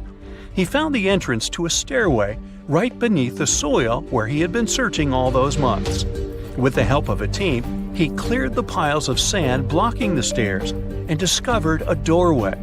The door had several royal symbols carved into it, and Carter knew this could only mean a very important person had been buried there. And he was right. With a chisel, he made a hole in the top left-hand corner of the doorway and lit his vision with the help of a candle. He couldn't believe what he was seeing, the reflection of several golden and jeweled items crowding the chamber before him. Lost for 3,000 years, Carter had just discovered the final resting place of King Tut. But the story didn't finish here. This discovery was accompanied by a series of unfortunate events that led people to believe it had something to do with the pharaoh's spell. Carter himself mysteriously passed away just a few years later, and some of his assistants lost their houses in floods, just like one of the spells threatened. Some say it's just coincidental, as there's no real proof of these things being connected. Well, what do you think? Was this an effective trap after all?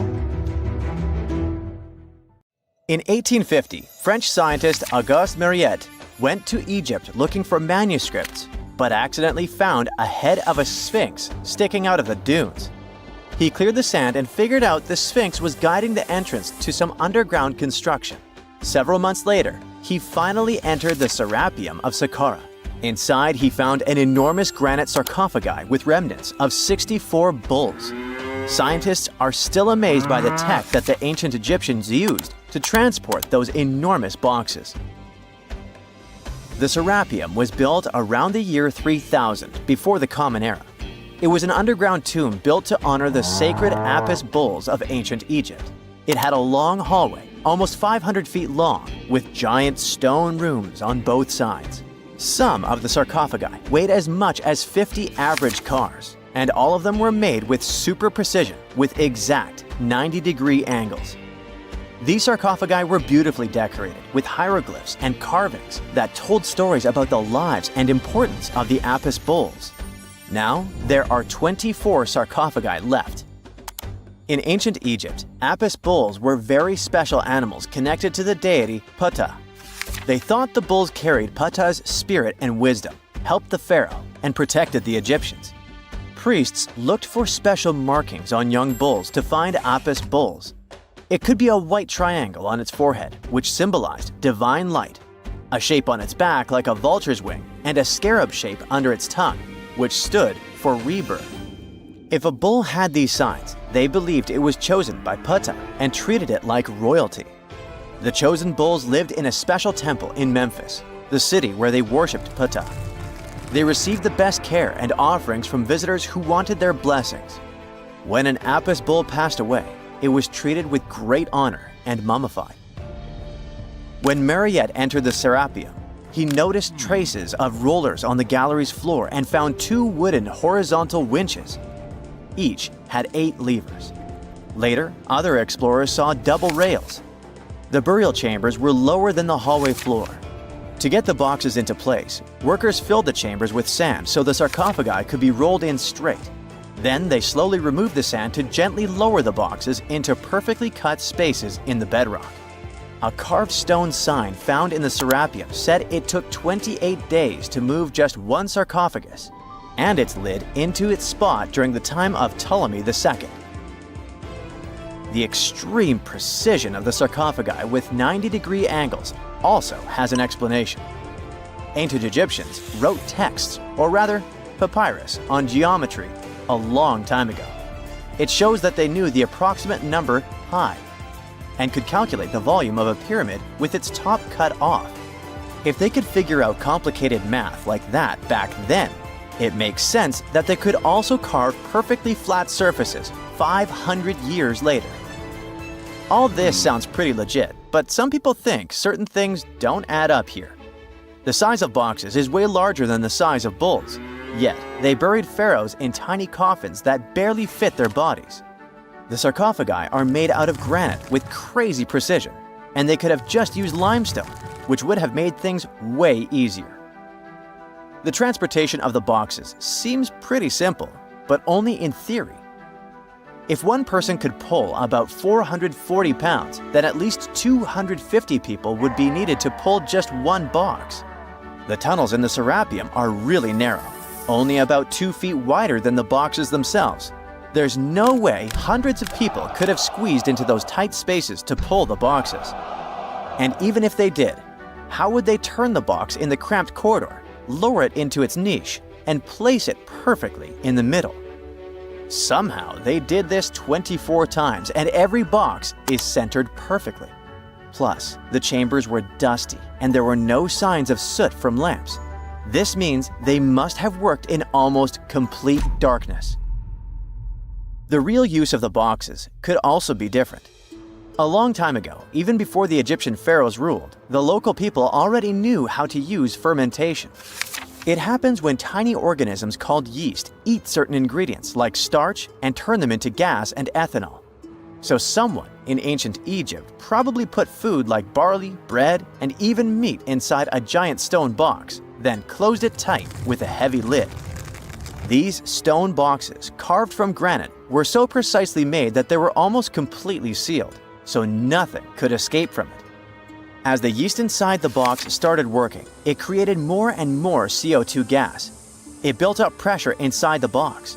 The granite boxes were incredibly strong. They could handle more pressure than a car tire can hold. When granite was squeezed under such pressure, its crystals produced a tiny electric charge. This effect was possible because granite contains quartz, a material that reacts to pressure this way. The process also needed meat or animal parts, possibly to help the yeast grow better. Meat contains something called oleic acid, which yeast needs to keep growing and to survive the bad effects of the ethanol it produces. As the pressure inside the box kept growing, the combination of gases and electricity made these boxes not just ancient fridges, but powerful energy systems. Over time, the pressure inside got so strong that it could push the lid open and the gas would escape with a pop. But when people rediscovered the Sarapium in 1850, they found old drawings that showed piles of stones stacked on top of some of the box lids. So, someone long ago probably tried to make the lids even heavier by adding extra weight to make it harder for the gas pressure to push them open. This extra weight also meant the quartz crystals in the granite could keep creating more electricity under all that pressure. If someone opened one of these stone boxes thousands of years later, they would only find bones from bulls that were placed in the box. And that's exactly what Mariette discovered in the 1850s. They opened the Serapeum for visitors soon after the first excavations in the second half of the 19th century. Prince of Wales even had a luncheon with his guests in one of the sarcophagi. Sands and earthquakes made the site inaccessible for a while, but now you can visit it again and try to solve the mystery yourself. With new tech, we could have answers to many other historical mysteries soon. A team of scientists at Chicago's Field Museum of Natural History recently used a special CT scanner to learn more about ancient Egyptian mummies without unwrapping them. They gently rolled 26 mummies on custom carts out to the parking lot, where the scanner was waiting. It took thousands of detailed X-ray pictures of each mummy and their coffins.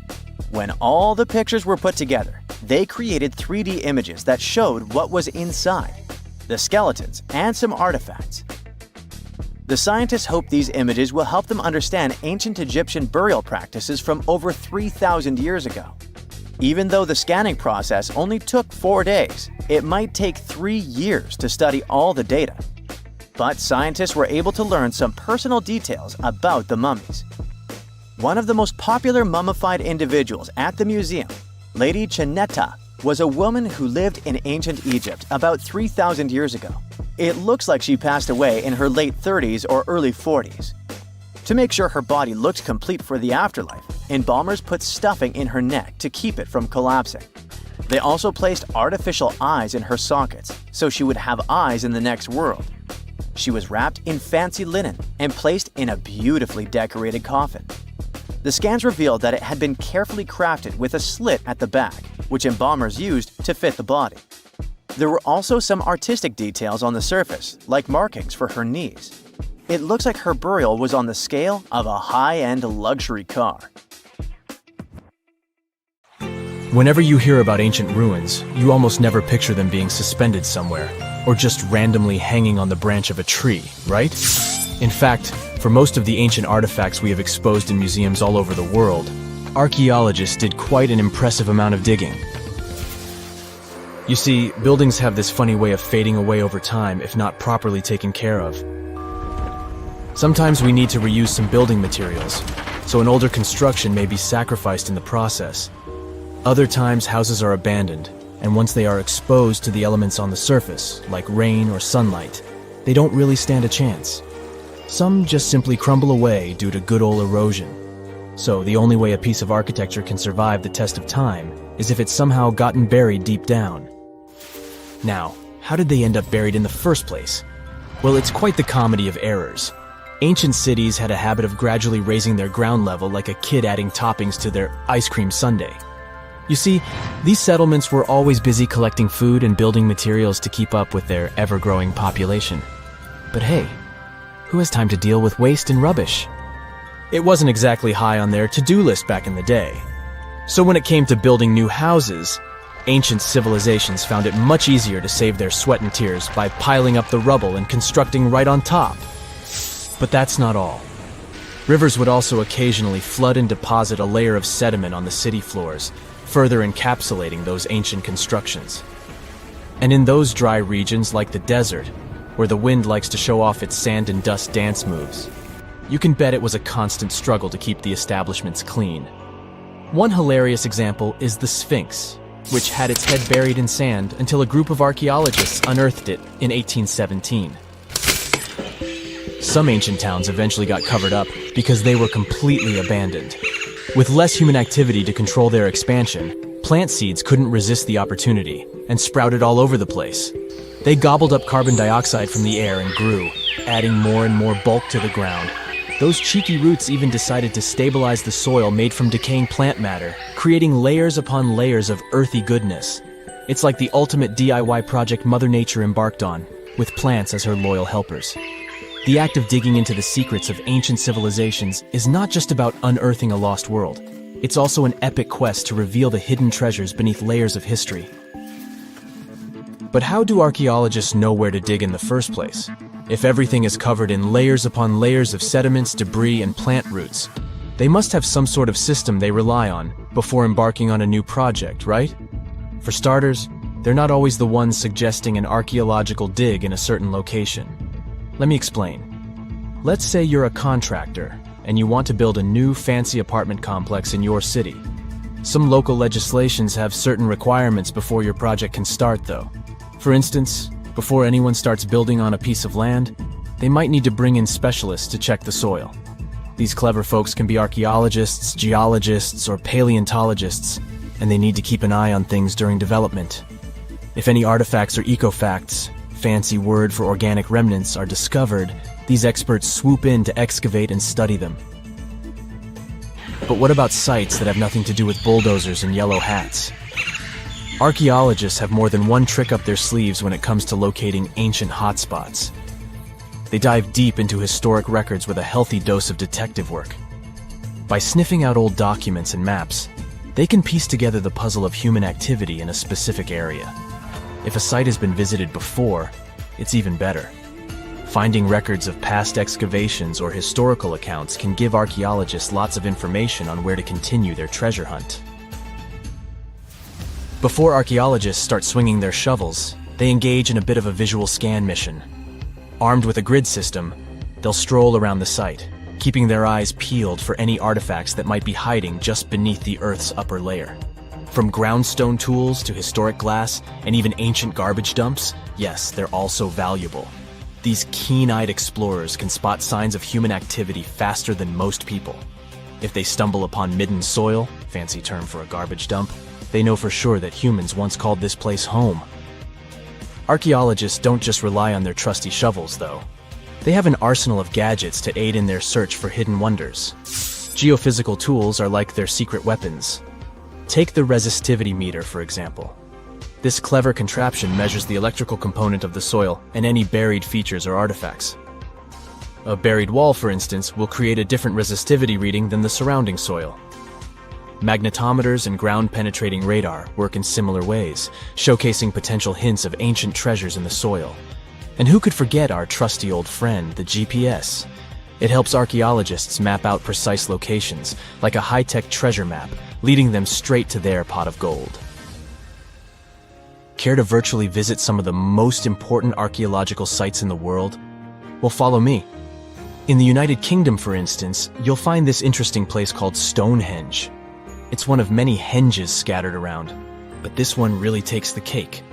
Picture this: massive ancient stones standing tall and proud, arranged in a funky outer ring and an inner horseshoe, with some smaller stones thrown in for good measure. And guess what? These amazing stones have been around for over 5,000 years. Talk about a serious case of rock-solid longevity. Now, here's where it gets interesting. According to local folklore, the legendary wizard Merlin whipped out his magic wand and poof! He teleported these massive stones all the way from Ireland. Apparently, some giants had assembled them there, but Merlin decided they would look much better at their new location. Others think it's just the ruined remains of an old Roman spiritual edifice. These amazing structures were built by our Bronze Age ancestors. With their simple tools and limited tech, they managed to create this monumental masterpiece. Impressive, right? Unfortunately, there's still so much we don't know about this area. Stonehenge's initial purpose remains a mystery to this day. Sure, there are lots of theories, but scientists have yet to agree on the subject. However, we do know that it's perfectly aligned to catch the sunrise during the summer and winter solstices. The ancient city of Pompeii is an equally amazing archaeological site. Picture this. Mount Vesuvius, a notorious troublemaker, decided to throw a volcanic tantrum and completely covered this ancient Roman city. It turned it into a time capsule, located outside present-day Naples in Italy. Fast forward to the year 1748, when a bunch of adventurous explorers stumbled upon Pompeii. Lo and behold, they discovered a treasure trove of well-preserved goodies: streets, houses, food. Probably a bit stale by then. Blingy jewelry, fancy sculptures, colorful frescoes, everyday household items, and even animal and human remains. It was like an epic archaeological party. From the looks of it, Pompeii had it all. Fancy houses and villas, a massive 20,000-seat arena, cute little artisan shops, hangouts like taverns. And let's not forget the saucy spots like those luxurious bathhouses for some intense pampering. There's also the Sanctuary of Apollo, where people used to gather for their daily dose of worship. And of course, the bustling heart of the city, the Forum of Pompeii, where all the cool people used to hang out. And guess what? Pompeii is so cool that it made it to UNESCO's World Heritage List back in 1997. That's like the ultimate Hall of Fame for historical awesomeness. It also includes many other famous buildings and sites, like the Taj Mahal in India and the Acropolis of Athens in Greece. Okay, what if I tell you that the extraterrestrials we all imagine as little green men may actually look like very normal Earthlings and chill in Europe? This is the Iberian Peninsula, and people living there are under suspicion. Ooh. Here's the reason. Somehow, parts of the most important artifacts that the Iberian civilization called Treasure of Valena are made of metal that simply can't be found on Earth, because it's metal from a meteorite.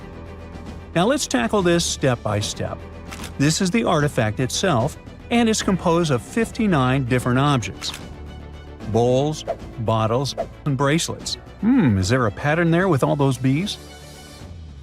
In total, the find weighs around 20 pounds, of which 18 pounds are 23.5 karat gold.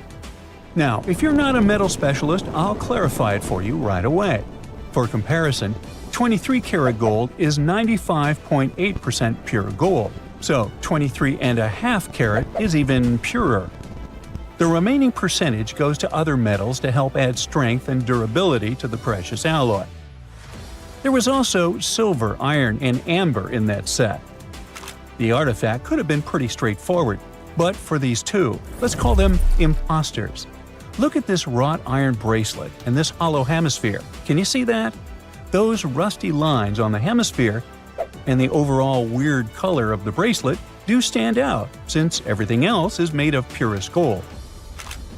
This all started back in 1963, when a researcher noticed a dark leaden metal among the shiny bowls and bottles. The metal was shiny in some areas and covered with a ferrous-looking oxide that was mostly cracked. Now, just so you understand, gold does not usually act this way. Gold is one of the least reactive of all metals, so it won't even tarnish, let alone rust. To figure out where this suspicious iron came from, researchers turned to mass spectrometry, which checks out the mass-to-charge ratio of molecules. Their findings showed that the nickel in the iron is similar to that found in meteoritic iron. Simply put, the bracelet and the hemisphere are of extraterrestrial origin. Ooh. Now, the exact age of the trove is hard to determine, yet it's crucial. We need to know the exact age to see if it coincides with the start of the Iron Age in the Iberian Peninsula. If it does, then no further questions here. But if it doesn't, well, it's, at the very least, weird, if not suspicious. So there's this three-age system: It comprises the Stone Age, then the Bronze Age, and then the Iron Age. The Stone Age is of no importance here, so let's compare the Bronze and the Iron Ages. The Bronze Age began when it was realized that combining copper and tin produced a material that was more durable than either metal alone. This era was all about major upgrades in tools and weapons, but two standout inventions were writing systems and the wheel. Then came the Iron Age. This time was all about slowly bringing iron into everyday life. Iron was way easier to shape into cool designs than bronze. Now this was a big deal, because iron, especially transformed into steel, provided significant improvements in all aspects of life. Tools became lighter, cheaper, and stronger compared to their bronze equivalents. You get it? Good. So researchers have long debated whether the treasure dates back to the post-Archaic era or the latter part of the Bronze Age. The most recent study claims that those artifacts were created in 1400 to 1200 BCE, and something really doesn't add up. First off, the Iron Age began around 500 years after these artifacts were crafted. Plus, ancient craftsmen couldn't know back then how to work with metals that landed on Earth approximately 1 million years ago. And while the dates are really hard to explain, there is a logical explanation for the craftsmanship. The theory here is that those metal workers simply had access to the fallen meteorite, and thus they could study it well and discover its properties before using it for decorative purposes. They could have figured it out through trial and error, and once they knew exactly how to work with this extraterrestrial metal, they proceeded to adorn the artifacts with it. Plus, there were the Phoenicians, who contributed to their craftsmanship. Now, it's true that the Iberian people have been processing metal and making pottery long before the Phoenicians settled on the peninsula. But the arrival of new metalworking techniques and the introduction of the potter's wheel enabled them to produce better quality goods much faster than before. So, we figured out the extraterrestrial origins of the Iberian artifacts. But guess what? This area is still under suspicion. The reason for that is the language they spoke. You see, for most modern languages people use today, there will always be some proto-language. Say for Italian, Spanish, and French, it's Latin, hence their similarities. But wait, Iberian was largely spoken where modern Spain is, so why isn't Spanish similar to it? Well, the truth is, no language today is similar to the Iberian. Maybe only the Basque language, but it's because of some similarities found in their numerical systems. Basque is classified as a language isolate, or simply unrelated to any other known languages, and the only language isolate in Europe.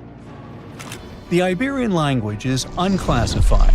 While the scripts written in it have been deciphered to various extents, the language itself remains largely unknown. And look at the alphabet the Iberians had. Looks like it doesn't really belong to our planet.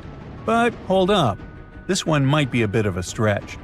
When the Phoenicians came to the peninsula, they brought along their alphabet to the Iberians. But honestly, the Iberians probably weren't keen on just copying someone else's writing system, so they tweaked it until it looked completely different. Let's just say they took some inspiration and ran with it. While linguists can guess to some extent how most characters sounded, actually translating the language is still completely impossible.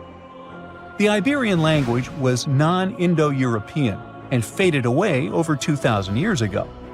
And there aren't any similar languages left to help us out. Super frustrating, right? Yeah. We got over 2,000 Iberian inscriptions from tombs, coins, potteries, lead plates, and even cave wall carvings. But aside from a handful of words, we're totally in the dark about what they mean. Now, if we could understand their language, we might have learned that they were great thinkers and all, but we can only contemplate the works of art they left. Iberian culture has a lot of amazing stuff made by talented artisans. We're talking about not just metalwork and ceramics, but also detailed sculptures, textiles, jewelry, and other personal bling. But here's the catch. Making all those luxury items depended a lot on a big farming class. At the heart of Iberian society, most folks were involved in farming and taking care of livestock. Depending on where you were, the types of farming varied. For example, up in the north, they were all about growing grains, while down in Valencia, they focused on producing olive oil and other agricultural aspects. In the west, raising animals was the name of the game. Still, we don't have much information about the day-to-day lives of the many people doing this essential work. Yet, on the flip side, we know a lot about the upper class of Iberian society, who control these agricultural resources and hire the artisans. By the 7th century BCE, we start to see a group of Iberian princes who were living the good life, trading with the Phoenicians and enjoying fancy luxury items. You can spot this elite class in their burial practices. Cremation was the go-to method for funerals among the Iberians, and wealthy individuals were often found in cemeteries with all sorts of lavish goods and funerary sculptures that give us a peek into the fashion and hairstyles of the rich. Interestingly, starting in the 6th century BCE, there was a noticeable drop in the number of recognizable burials, which suggests that these elaborate funeral customs became more exclusive to a small elite. Meanwhile, the fate of the majority, farmers, artisans, soldiers, and laborers, who made up a big chunk of the population, remains a bit of a mystery. It used to be a pretty advanced civilization, but it vanished without a trace. Researchers think it could have been due to some massive earthquake, but so far, we don't know for sure. Scientists have recently discovered Leonardo da Vinci's hidden passages under a medieval castle in Italy. They followed a newly found 15th century sketch by the creator of the Mona Lisa and found one of the unexplored architectural wonders from the age of the Renaissance. Construction of the Sforza Castle started back in 1358, but it was destroyed about a century later during a local crisis. Then, in 1450, Francesco Sforza, the Duke of Milan, decided to rebuild it on the old ruins. After he passed away, his son Ludovico took over and kept improving the castle. He brought in some of the best artists of the time, including Leonardo da Vinci, to decorate its walls. We can still see Leonardo's frescoes today in the Room of Wooden Boards. While he was working at the castle, da Vinci also recorded some historical underground passages hidden beneath the outer wall. The drawing, dated between 1487 and 1490, was found at the Institut de France in Paris. The sketch is highly precise, and it proves that Leonardo was really interested in fortification design and was great at documenting existing structures. Historical records show that Ludovico ordered the building of an underground passageway that led straight to a basilica, where his wife was buried.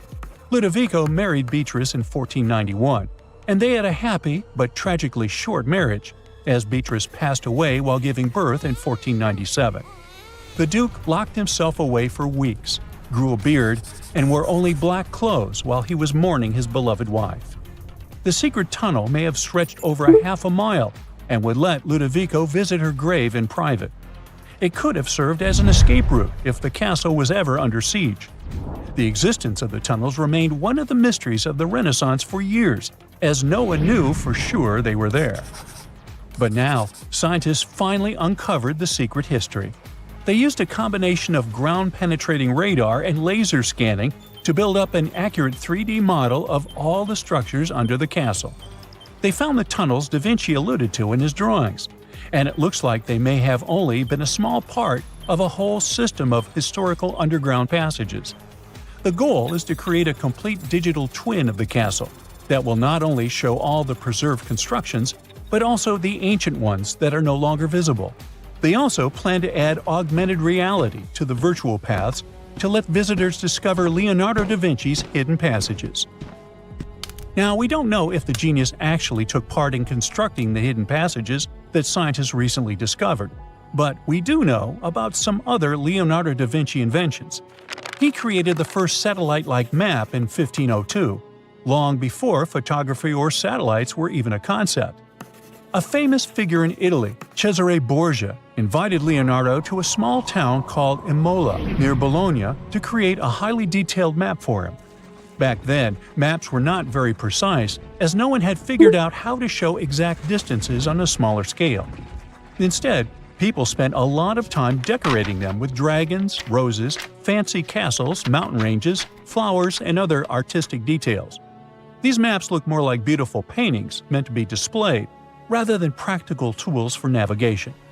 But Cesare Borgia wanted something truly functional, and Leonardo managed to create something revolutionary in the field of cartography.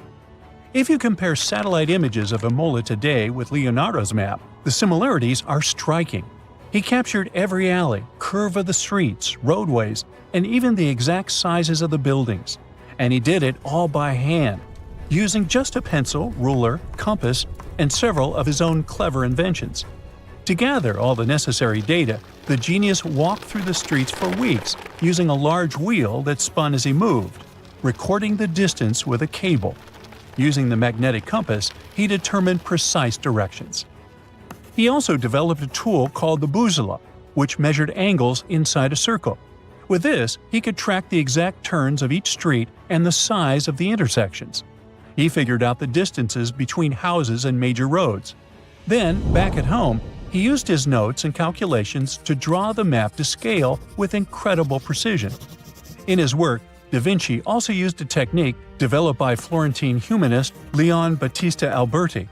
He created a mapping method where you could place an entire city inside a circle using polar coordinates.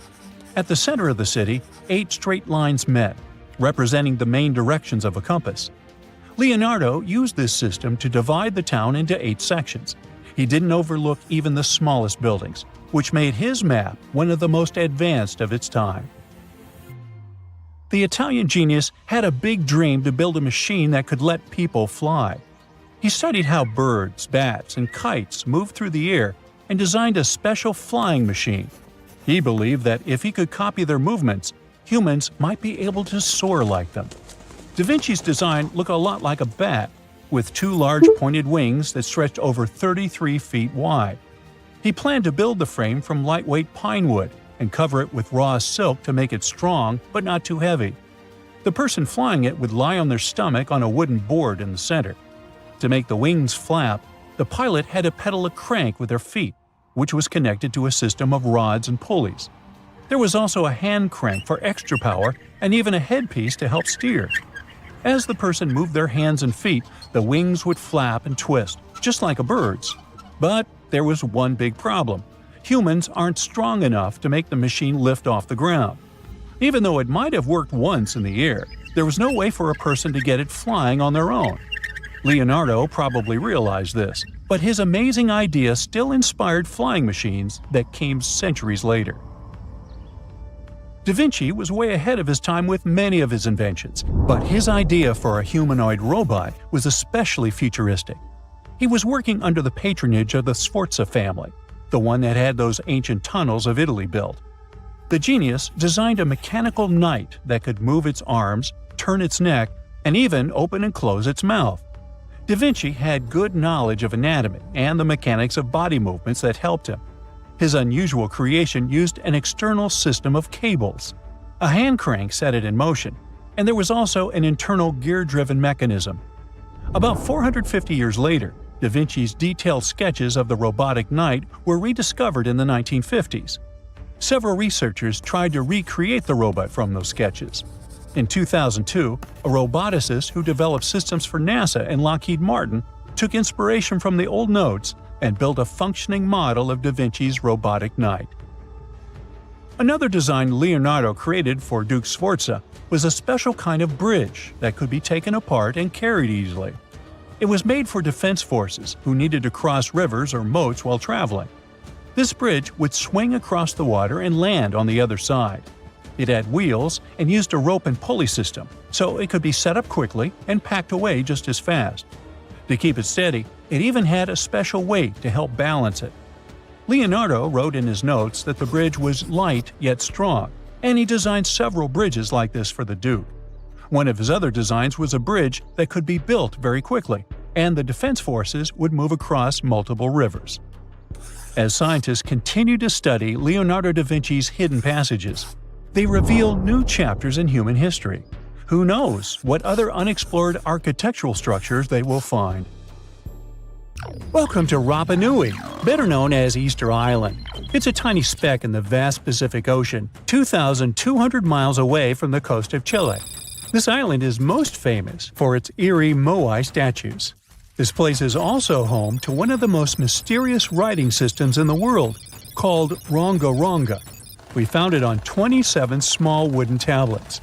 For years, historians have been arguing about the true history of these tablets, and now we might have found the truth. Humans first set foot on this island in the 12th century. For many years, it was home to the Rapa Nui people. They were pretty isolated out there in the Pacific Ocean until Europeans arrived in the 1720s. Europeans brought with them lots of troubles, leaving only a small fraction of the native population alive. Later in the 19th century, a missionary, Eugene Iro, went to the island and discovered the wooden tablets with intricate symbols carved on them. He wrote how marvelous they are, but there are hundreds of them on the island, and that they can be found in every household. But unfortunately, not all of them survive to this day. We've only got 27 of them. Some of them were heavily weathered, burned, or otherwise damaged, and now they're scattered all over the world in museums and private collections. Some of the language's artifacts were carted off to Tahiti and then to Europe by Europeans, leaving none behind on Easter Island itself. The 4 sacred tablets found their home in a congregation in Rome. They were the ones used in the recent discovery. For years, historians have been arguing whether this writing system was made up by the islanders themselves or they borrowed it from Europeans. To find the truth, they decided to use a technique called radiocarbon dating. All organic materials, like wood, charcoal, and so on, contain a tiny amount of a radioactive form of carbon called carbon-14. When life comes to an end, things stop taking in carbon-14, and the amount they had starts to decay over time. By measuring how much carbon-14 is left in a sample, we can assume how old this sample is. This is how we learn the age of many fossils and artifacts. So, they looked at the age of some Ronga Ronga tablets. 3 of them were crafted from trees grown in the 18th or 19th century, which aligns with the arrival of Europeans. However, one of them is older than the Europeans' first visit to the island. There are 2 reasons to believe that Rapa Nui people created this writing system themselves. First, Ronga Ronga works differently from European languages. Decoding it is a pretty hard task.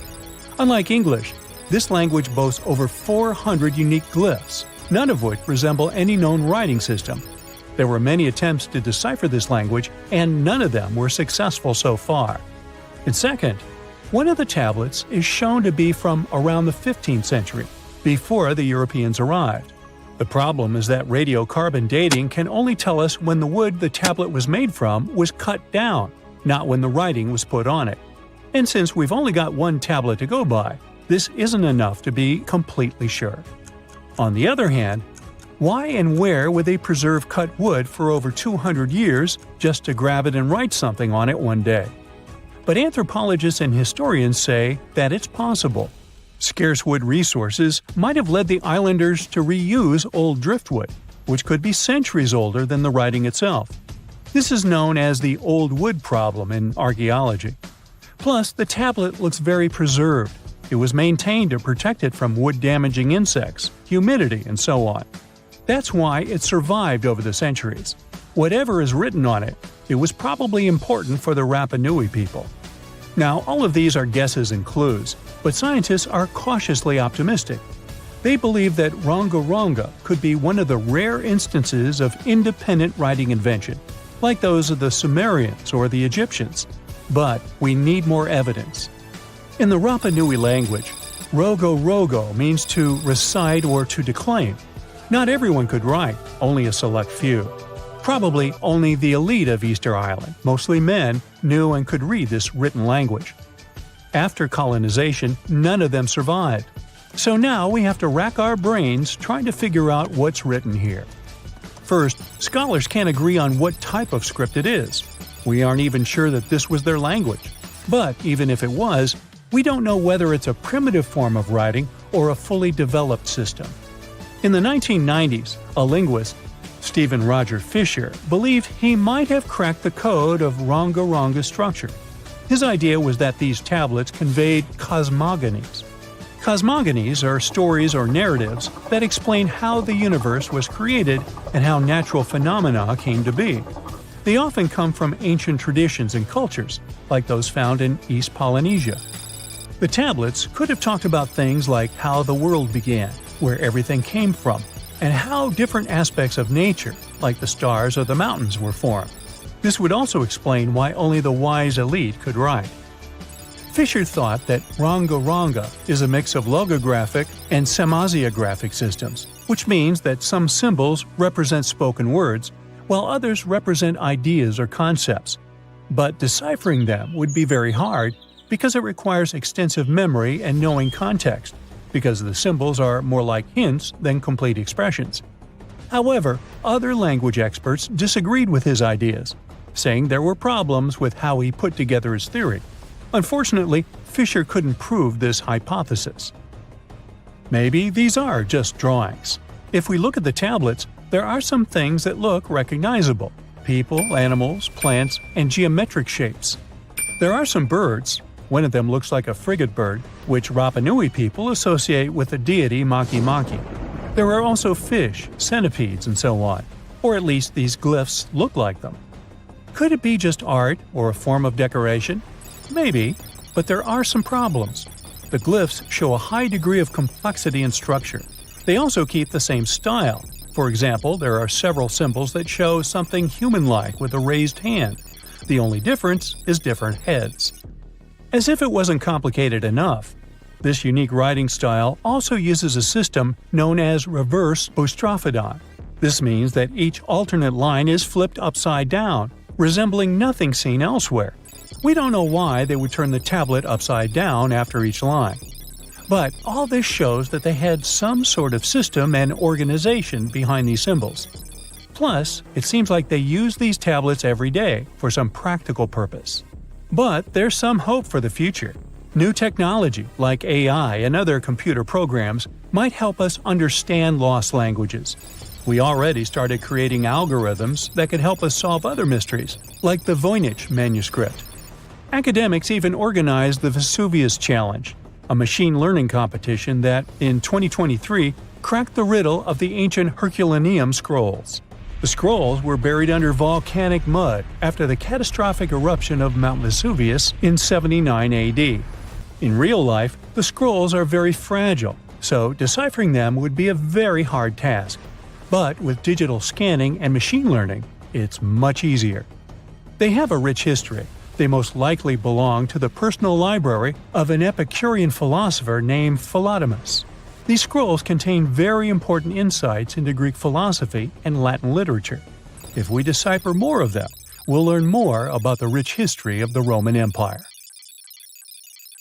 The most exciting accidental discovery I've made in my life was a $10 bill in my old winter jacket. Some folks are luckier though, as they find underground cities from centuries ago or make inventions that turn them into millionaires. Velcro was invented after a routine walk in the woods. Kellogg's cornflakes were inspired by a chipped tooth, and Play-Doh saved a business empire from falling by chance. Back in 1998, electrical engineer John Williams found something that looked like an electrical plug sticking out of the ground. He started digging and noticed that it was stuck in a small rock. He found it in a rural location in North America, far from civilization, industrial complexes, airports, factories, and electronic plants. This piece of electronics embedded into a solid granite stone got the nickname Enigmalith and a price tag of $500,000. Some scientists are sure it's a big hoax and not a souvenir left by some visitors from space, as Williams claims. But the finder of the rock wanted to prove that it was a real piece of ancient technology, some sort of an electrical connector. If it's not a hoax, then this little find could be proof that humans, or some other civilization from the past, were way more advanced than we ever thought. They must have managed to invent a way to transmit electricity long before humans in the 19th century. He offered scientists to take a look at this find and establish what it really is without breaking the rock open, but there were no takers. Williams consulted an engineer and a geologist, and both confirmed there were no traces of glue on the electronic component. It hasn't been welded either, so it must be as old as the rock, which is around 100,000 years old, according to geological analysis. Dr. John Kellogg had a philosophy of biological living with regular exercise, massage, plenty of water, zero bad habits, caffeine, and no meat. At the end of the 19th century, he looked over a health institute in Michigan. He once whipped up a mix of flour, oats, and cornmeal. He thought that by baking whole grains at high temps, they'd be easier on the stomach and healthier overall. He baked the mix twice and first made cookies, but a patient chipped a tooth on that version. Then he decided to break it into small pieces. It's hard to pinpoint exactly how Kellogg cornflakes came to be, with so many versions of the story floating around. Kellogg's wife, Ella, and his brother Will both claimed they played a role in creating the flakes, along with several other family members and sanitarium staff. The company lore says that it all went down one night in 1898, when some wheat-based cereal dough was left out too long, fermenting in the process. When rolled out thin, the slightly moldy dough turned into these perfect large thin flakes that got all crispy and yummy in the oven. Over the next few years, Will Kellogg kept tweaking the recipe and realized that corn, not wheat, made even crunchier, tastier flakes. His brand, Kellogg's Corn Flakes, has grown into a multi-billion-dollar company.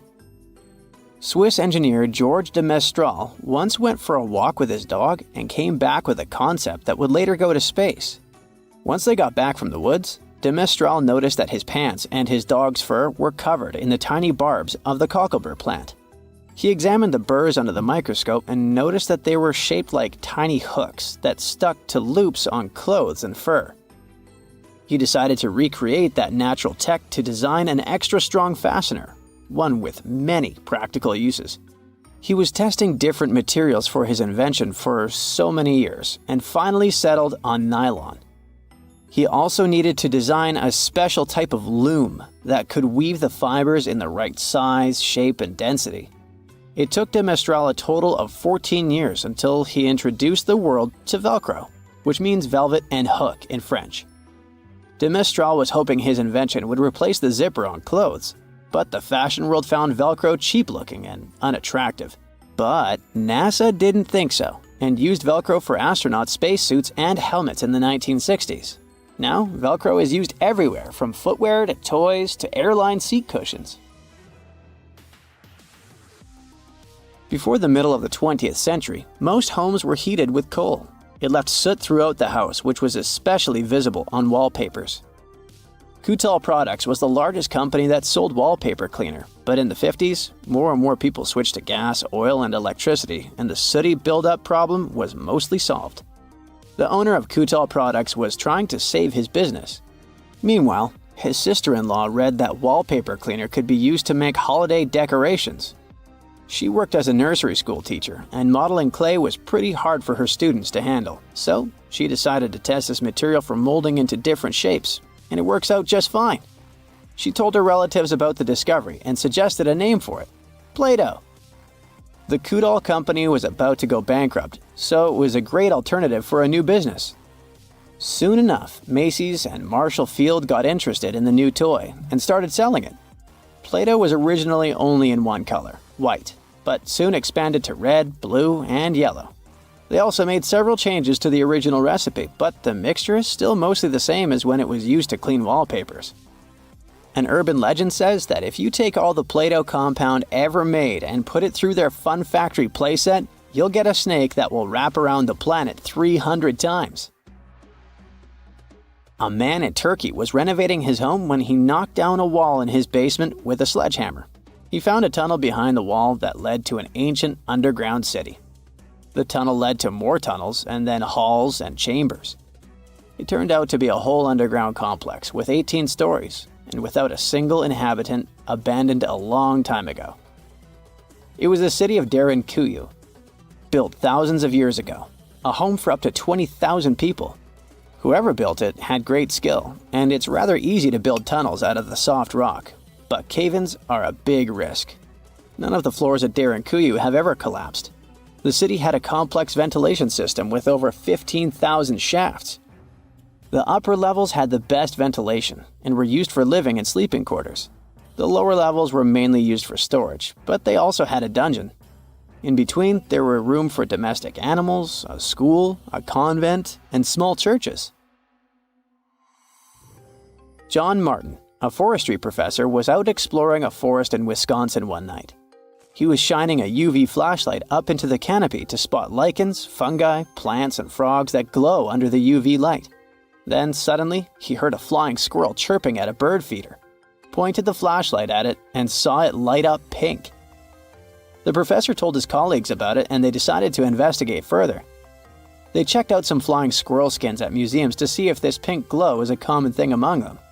It turns out that almost all of the flying squirrel specimens they looked at had the same pink fluorescence. Non-flying squirrels didn't glow at all.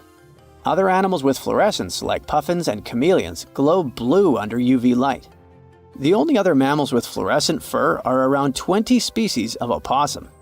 They live in different ecosystems and have different diets. The only thing they have in common with flying squirrels is that they're all active at night. And regular squirrels prefer sunlight. There's enough ultraviolet light in low-light conditions, and nocturnal animals need UV vision. So the pink glow might have to do with nighttime perception and navigation, especially in cold and snowy conditions. Or it could be a way for male flying squirrels to attract prospective mates. It could be a sort of mimicry. It's March 1974. The Betts family, Jerry, Antoine, and their son Terry, are walking through the woods at their estate on Fort George Island. As they enjoy their spring walk, little do they know that today they'll come across something that'll change their lives forever. As Terry walks ahead, he can feel something pulling him towards an unknown object. Unsure of what to make of this feeling, but curious to pursue whatever's calling to him. "Terry, where are you going?" his mother calls out, but he ignores her and frantically tries to find this unknown thing. He wants it, he needs it, and then he can see something.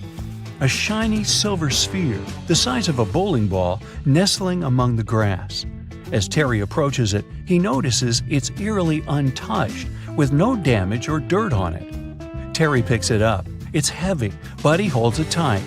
"Always finding junk where you go," his father laughs. Terry was always collecting strange metallic objects. He found them fascinating. "It's just a souvenir, that's all." The three of them look at the ball, all intrigued by the perfect shiny sphere. As they walk back home, they excitedly discuss its possible origins, fantasizing the possibilities that maybe it's a cannonball used by conquistadors, or that it could have fallen from a NASA satellite in orbit. They arrive home, and Terry places the mysterious ball on a windowsill in his room, next to many of his other exhibits, and it sits there for now. 2 weeks pass, and Terry has a friend over. They hang out and take turns playing the guitar. Terry strikes a chord, and a vibration occurs that comes from the windowsill. The boys sit silently, spooked by the unknown sound. They look around to find where it came from. "It's probably just a possum," Terry says calmly. But as he raises his pick, he looks towards the sphere suspiciously. As he strikes another chord, he sees the sphere vibrate, and this time, it's also emitting a humming sound. Terry puts down the guitar and approaches the ball, and as he reaches toward it, the sound slowly fades. Startled, he stands in silence before calling out to his dad. Terry explains the strange phenomenon to his father. Antoine looks at it closely, then holds it up to his ear. As he shakes it vigorously, he can feel something inside the ball moving. Shocked, he places it down on a table. Once placed, it begins to roll, moving towards one edge of the table, then circling around, moving corner to corner in a rectangle, endlessly searching for something, possibly an exit, until finally it rolls back to the middle, becoming motionless once more. They all look at the ball, puzzled by the display, and Antoine places the ball on the floor. As soon as it touches the surface, it quickly rolls toward the door. This time, it's clear the sphere wants to make an escape. The thing is too valuable to lose, and Terry quickly chases after it. He grabs it before it leaves the house. He places the ball somewhere safe inside a box, incapable of another escape attempt. Over the following days, Terry took it upon himself to make his own experiments. He found that when within the sunlight, it appeared to be more active. His opinion was that it reacted to solar radiation. When hit with a hammer, it would ring out loudly, as though it felt the strike. Strange things also occurred in the Betts family home. Doors would suddenly slam shut at night, and strange organ music played throughout the house, even though they didn't own an organ. The family sat down to discuss the sphere. They felt it was something truly extraterrestrial, and they required professional advice. The authorities came to review the ball, puzzled by the object, as it moved in an unpredictable way. But they couldn't recognize what it was or provide an explanation for it. All they could confirm was that it didn't come from another planet. The Betts family disagreed and wanted a second opinion. They sent it to Dr. J. Allen Hynek, an astronomer and expert in the extraterrestrial. He spent 6 hours reviewing the sphere. Through his many examinations, the doctor found that the strange sphere emitted radio waves and had its own magnetic field. With this new information, the Bettses were interviewed by a reporter. The mysterious sphere quickly became famous. Its story spread in papers throughout the USA and even made the news internationally. Everyone wanted to know more about this mysterious sphere. A television crew soon visited the Betts' house, hoping to experience the extraterrestrial object firsthand. The sphere was placed on the ground. It did its usual trick, and the visitors stood there, speechless at what they were witnessing. The reporters asked to place the family's poodle next to the ball to provide an indication of the sphere's size. As the dog sat next to it, it began to whimper and covered its ears with its paws, something it had never done before around the ball. The Betts family felt they had something truly valuable and insured it through Lloyd's of London, and if they left it at home, they had someone stay to watch it, ensuring no one would steal it or let it escape. But what was the mysterious Betts sphere really? When responding to the press, the spokesman from the authorities revealed the sphere was made from high-grade stainless steel. Although the sphere wasn't something they made themselves, it was still likely created somewhere on Earth. If it came from outer space, they advised it would be made from different elements. Their review showed the shell of the sphere is 1 inch thick and hollow inside. It weighed 22 pounds, the exact weight for that amount of stainless steel. It had no seams on it, the shell was scuffed in parts, and had a small triangular mark 3 millimeters long. They were sure it was just a steel ball. But they wanted to confirm further by using X-rays. They found small beads of residue inside. These beads would have been caught inside the object when it was manufactured. Clarifying why there was a feeling of movement inside the ball, they also solved the mystery of the strange movement. As it's a perfectly balanced sphere, sitting on the slightest uneven surface would cause it to roll. The Betts' house had uneven stone floors, and it had only ever been witnessed to move around there. The authority also wanted to cut it open to prove their assessment. However, the Bettses were adamant that it couldn't be damaged. It was identified further that the sphere was just a ball check valve produced by the Bell & Gossett Company. The ball's size, weight, and metallurgic composition matched perfectly to what they made. Confirming how it managed to make the journey to the Betts' estate 3 years before the discovery of the sphere, an artist, James Durling Jones, had collected a few of these ball check valves. He liked to use them in his sculptures. With no room inside of his bust, he put them on the top of the roof rack. His journey took him past the Betts' estate, and along the way, a few of these balls happened to roll off and were lost, at least until Terry came along one fine spring day. But what about the radio waves and odd magnetic properties confirmed by Dr. Hynek? Well, although Antoine claimed that's what was found, it was never confirmed to be true with the doctor. The 1970s were a heyday for all things out of our planet, and anything related would gain popularity immediately. The authorities only enhanced this by providing monetary rewards for supporting evidence. Finding something extraterrestrial could have been just a ploy by the Betzes for a cash reward. This summer, you finally decide to go on that once-in-a-lifetime round-the-world trip. The first stop of this exciting adventure is in Europe. You start your journey in Italy, the country of pasta and pizza and delicious gelato. Ah, there it is, the world-renowned Leaning Tower of Pisa. You buy your ticket and get inside the crooked monument. You're about to climb 251 slippery stairs, so watch your step and don't forget to breathe. The white marble stones are astounding, and from time to time, you peep outside to enjoy the view of the city. Congratulations, you've made it! You've reached the top of the bell tower and can take all the selfies you want. The Leaning Tower of Pisa is one of Italy's most iconic landmarks. During your hike up the stairs, a guide tells you it's actually a medieval monument. It was built between the 12th and 14th centuries, taking over 200 years to finish. And in case you're wondering if it's always been tilted, I can say without a doubt, yes it has. Once they finished the third floor, the bell tower started sinking. The thing is, the very name Pisa comes from the Greek word that means marshy land. The ground there is extremely soft, made of clay, mud, and sand. And architects have been trying to save the day ever since they built the tower. At the top of the 185-foot-tall monument, you take your time admiring the city.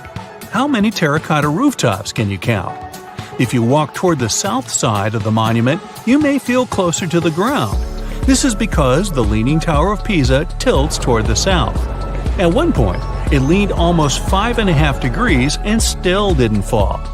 Today, when you visit the monument, the guide might tell you the tower is leaning less. A few years ago, the world's best architects and engineers did some construction works next to the monument to keep it from falling over. They dug several tunnels and took out over 38 cubic meters of soil from under the north side of the tower. So now the tower is tilting at an angle of only 4 degrees. So if you want to take one of those classic photos where you're holding up the tower, you better hurry. Who knows how long the tower will still be leaning? Now it's time for you to make your way to Rome. This city is basically an open-air museum, and you have to check it out for yourself. It's scalding hot, but you're lucky. Today you're visiting the baths of Caracalla. Are you ready for an authentic ancient Roman experience? You enter through what once was a locker room. You'll have to use your imagination. Today, you'll only see 130-foot-tall brick walls here. Romans of every class would spend an hour or two in the baths every day. They would come after a long day at work or before dinner. Imperial bath complexes, such as this one, were usually free, but you had to pay an admission fee. Leaving the locker room, visitors would stop in a heated room where they would receive oil and scrub massage.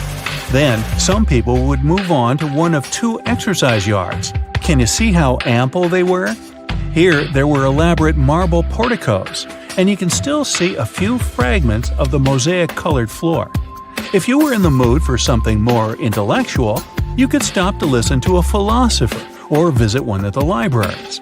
Now we've arrived at the most impressive room, a caldarium. It was a circular hot-steamed room measuring 115 feet in diameter. It had not 1 or 2, but 7 heated pools inside. Above your head, you'd have seen a magnificent dome supported by large granite columns. The entire structure was richly decorated with multicolored glass mosaics and the finest white marble. The complex also housed an indoor Olympic-sized pool with waist-deep water. Today, you can only admire a few reddish walls made of brick and concrete. Emperor Caracalla, like many other Roman emperors, built a mega-complex, and it sure made people happy. After a long international flight, you arrive in Egypt. Get ready for some camel rides and juicy dried fruits. Does anyone here love dates? You leave your hotel at dawn and make your way to the outskirts of Cairo. You drive past the Nile River toward the West Bank. Don't forget to take some pictures. In the distance, you spot a large monument. It's the Great Sphinx of Giza. Can you believe people created this monument over 4,500 years ago? Once you get closer, you see the Great Pyramids just north of the Sphinx. You learn that, unlike the pyramids, the Sphinx was carved directly from the bedrock of the Giza Plateau. Until today, it's one of the largest statues in the world, measuring 66 feet in height and 240 feet in length from paws to tail. The face of the Sphinx looks a tad beaten today, but according to archaeologists, it wasn't always like that. A Photoshop reconstruction of the Sphinx gives it a very different look. As you can see, at one point, the Sphinx's nose was chopped off together with parts of the chin. Scientists believe that the statue is a representation of the great pharaoh Khafra. This is why its face resembles a human so much. Just below the eyes, a dark carved line was added to represent the charcoal eyeliner ancient Egyptians used to wear. Fun fact, this wasn't only a beauty habit. It protected their eyes from ultraviolet rays. In a desert region that gets so much sunlight, this might come in handy. Until today, researchers debate whether or not the Sphinx had a beard. Many believe that if it was meant to depict a pharaoh, it most likely had a braided beard that got destroyed by erosion or humans. Even today, you can still see the remains of a regal headdress on the head of the Sphinx. These head ornaments were associated with power and royalty. Now imagine that the stripes are blue and gold. This is probably what it looked like when the monument was first constructed. There's no evidence of how long it took to build the Sphinx, but it was likely very long, as the carved details are pretty impressive. If you're lucky, your guide might take you to one of the secret chambers inside the statue. If they're real and not just a myth, I mean. The crystalline waters of Greece. Whether you arrive by boat or plane, you're in for a real treat. This is the focal point of archaeological sites. You arrive at Mandrake Marina and Port, but wait a minute, you don't see any monuments around. The Colossus of Rhodes is nowhere to be found at first glance. That's because it was destroyed long ago. Before tumbling down during a mighty earthquake, the great statue was considered one of the 7 wonders of the ancient world.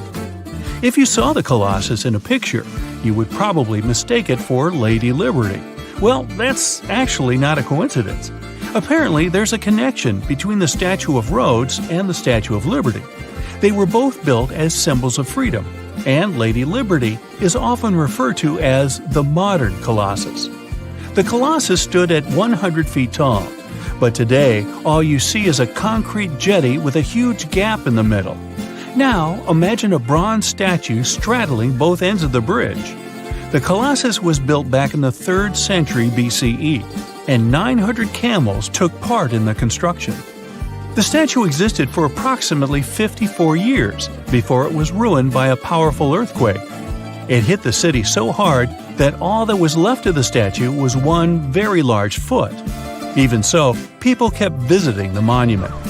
Are you ready to head home? Thanks for joining me on this journey, and don't forget to tell me what your favorite site was. See you next time. Mirror check. You've got your beige parka on, your chisel is packed, and your overnight plane ride to Saudi Arabia is booked. You know what this means, right? Unfortunately, you weren't cast in the remake of Dune. It just means that you're ready to go explore the world's largest desert areas in the hopes of uncovering prehistoric secrets about our ancestors. Let's get one thing straight. If you ever thought that deserts were empty spaces, think again. They might be filled with sand as far as the eye can see, but they also hold a lot of history, you know, because before humans settled down in cities and towns, we were nomadic people, and we traveled all around the globe looking for food, water, and shelter. So we had to come up with some interesting stuff to survive. Like this thing that was found in the desert of Saudi Arabia. Do you have any idea what this could have been? Over many years, scientists have discussed the origins and use of huge structures such as these ones. It seems our Neolithic ancestors were way smarter than we gave them credit for. They didn't spend all their hours around the fire carving weapons out of stone. No, they were also practicing their architectural skills. These huge stone structures are called desert kites, because if you look at them from a distance, well, they sort of look like kites. Archaeologists have arrived at the consensus that these kites were used to lure animals in. This way, It would make it easier for our ancestors to guarantee their week's food. But that's not all. Take a look at these monolithic structures right here. They show us that our ancestors probably drew on rocks, the blueprint of what they were going to build on the ground. Just like modern-day architects, desert kites could be miles long, so they drew out a plan before actually building them. The most surprising feature of all is that these kites were built even before things such as Stonehenge. We're talking around 7,000 to 9,000 years ago. Over the last decade, scientists have been able to identify over 6,000 desert kites spread across the Middle East and West and Central Asia. If you don't think this huge, try building something this large without the help of any drones. It looks like a pretty difficult feat to me. And apparently, Saudi Arabia's desert is filled with more amazing things. Scientists have found mysterious stone structures that are older than the pyramids of Giza in Egypt. So of course, you can't wait to go check that out. Can we all agree that carrying around heavy rocks to build a pyramid without the help of modern technology sounds absurd? I mean, how on earth did they do it? Now imagine turning back the clock about 2,000 years into the past and finding humans that built similar gigantic structures in isolated areas. Take a look at these so-called mustadels. They are rectangular structures built from piled-up stones, found over 77,000 square miles. Some archaeologists believe that these monuments were used for ritualistic purposes, maybe processions of some kind, where people would walk from one end of the plateau to the other. I'd be down for that. Now let's move on to another deserted area. We're entering the world-famous Sahara Desert landscape. Isn't it beautiful? Here, you're about to unravel an ancient mystery, something that took years for researchers to solve. Fun fact, the Sahara Desert is the world's largest hot desert. It spans over 3 million square miles, which would be like putting 1,000 times the country of Hawaii next to each other. We say it's the largest hot desert because the world's largest desert area is Antarctica. But we all know temperatures over there are freezing, not the typical image of when we think of a desert. Deep into the desert, near the Algerian town of Fougeret et Zoua, something strange was found. For decades, these tiny dots appeared on images of Google Earth, but nobody could explain what they were. Some scientists were sure that these circles are the result of oil activity in the region. Others guessed that these were ancient fogeras or ancient water wells. There are dozens of them, stretching for miles and miles in a straight line. The strange thing is that they are always far away from any town, road, or human activity in general. So what was or is their purpose? If you had to take a guess, what would you say? Remember we talked about how our ancestors had to be creative in order to survive in the desert? Let's try to walk in their shoes for a minute. Imagine you're a nomadic hunter-gatherer living in a desert area. You spend your days basking in the hot sun, trying to count all the grains of sand around you. But you also need to eat and drink water. But how on earth do you get water in a desert? Sure, you can hope to keep running into oasis every week or so, but that seems a bit risky, doesn't it? That's why North African people invented the so-called fogeras. The fogeras are a 2,500-year-old irrigation system. Locals would dig deep wells in elevated areas, wells deep enough to tap into underground water. Then, they would dig parallel shafts at regular distances. This way, the water would flow from the main well down into all the shafts and irrigate entire areas. Travelers could stop by the shafts and quench their thirst. They could also raise livestock and tend to crops. Pretty clever, huh? As much as these holes did look like fogaras, a little bit of research would show you that they're not. You see, these shafts were built in a line, and not in a circular shape like the ones we're looking at now. So maybe it has something to do with the second option? Maybe these desert holes were related to oil activity in the region? Let's have a look at the holes up close and personal. From Google Earth, they don't seem that big, but in real life, they are huge craters. The tip to uncovering what they are is hidden beneath the sand. If you were one of the researchers originally uncovering the truth behind this mystery, you would have found something unique hidden in the sand. Old dynamites and vintage sardine cans. Putting the pieces of the puzzle together, scientists found that these sardine cans were a model from the 1950s and 1960s. It seems that entire teams from that decade would camp out while they surveyed the area for oil. And what about the dynamites? These were used for seismic surveying. This is an old technique, used to identify if there is oil and gas beneath the Earth's surface. Still in North Africa, you find out about another desert mystery worth exploring. Near the city of Tiaret, southwest of Algeria's capital, one runs into 13 peculiar monuments. These structures are also called jedars, and yes, I am aware of how much that may sound like a Star Wars reference. They are pyramid-like in their shapes, and as far as scientists know, they were used as final resting places for the people who lived in the region. Can you guess who these were? Most likely the Berber nomads. And since we're talking about ancient stuff, they were probably built between the 4th and 7th centuries CE. Once scientists began to explore the insides of these monuments, they found they were pretty big inside. They found large underground vaults, chambers, and labyrinth-like corridors that gave way to over 20 compartments. It could take you up to 2 hours to walk around in them, and apparently our ancestors also used its walls to depict images of animals and hunting scenes. There's no definite proof of what these jedars were used for, though. This is so neat, huh? I'm sure that our world's desert is filled with many more mysterious things for us to unravel. I guess I'll see you next time so that we can continue our explorations. When you hear the word mummy, you might get a chill down your spine. That's because most of us associate this word with those creepy characters we've seen in some scary movies. But in reality, mummies have helped us understand a lot about ancient civilizations, their rulers, and about how people used to deal with losing their loved ones. The people most famous worldwide for their mummies are the ancient Egyptians. They believed that some sort of existence after passing away was possible, if certain conditions were met. That's why they insisted on preserving the human body through the process of mummification and placing the mummy in a furnished tomb, kind of like giving it a fully functioning apartment of its own. Why did they believe in this? Well, because they were deeply connected to their natural environment for the most part. They saw the natural cycles around them, like how the sun rose every day, followed by the moon, or how new life was always sprouting from plants, even after they had wilted away. They also believed that the powerful spirit Osiris, who represented the cycle of passing away and resurrection, played a role in this process. To prepare for the afterlife, the ancient Egyptians followed certain rituals, like mummification, which involved using materials like honey, resins, and incense to preserve the body. There's no other mummy more popular than that of King Tut. He was a young pharaoh who ruled over 3,000 years ago in Egypt. The problem with discovering ancient royal tombs is that most of such burial sites were previously robbed.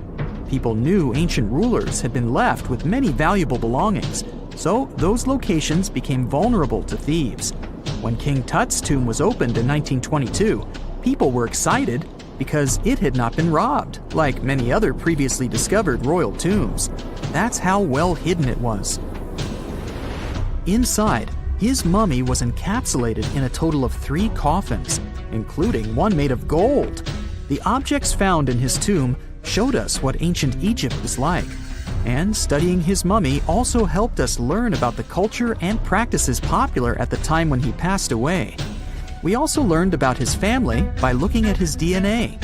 Scientists were able to discover that he had had a disease called malaria and a problem with his foot that might have made it hard for him to walk. Ramses II was another pharaoh in Egypt who ruled for 68 years, which was quite a lot back in the day. He was known for his expansion campaigns and building projects. Many objects from his time as a ruler still exist today, including a large statue of him. Ramses II was about 6 feet tall and lived to be about 90 years old. After looking at his mummy, scientists concluded that he may have had a medical condition that affected his spine. Now, remember those thieves I mentioned before? They are probably the reason why Ramses II ended up in a plain coffin in a secret collection of royal mummies at Deir al-Bahari, which was rediscovered in 1881.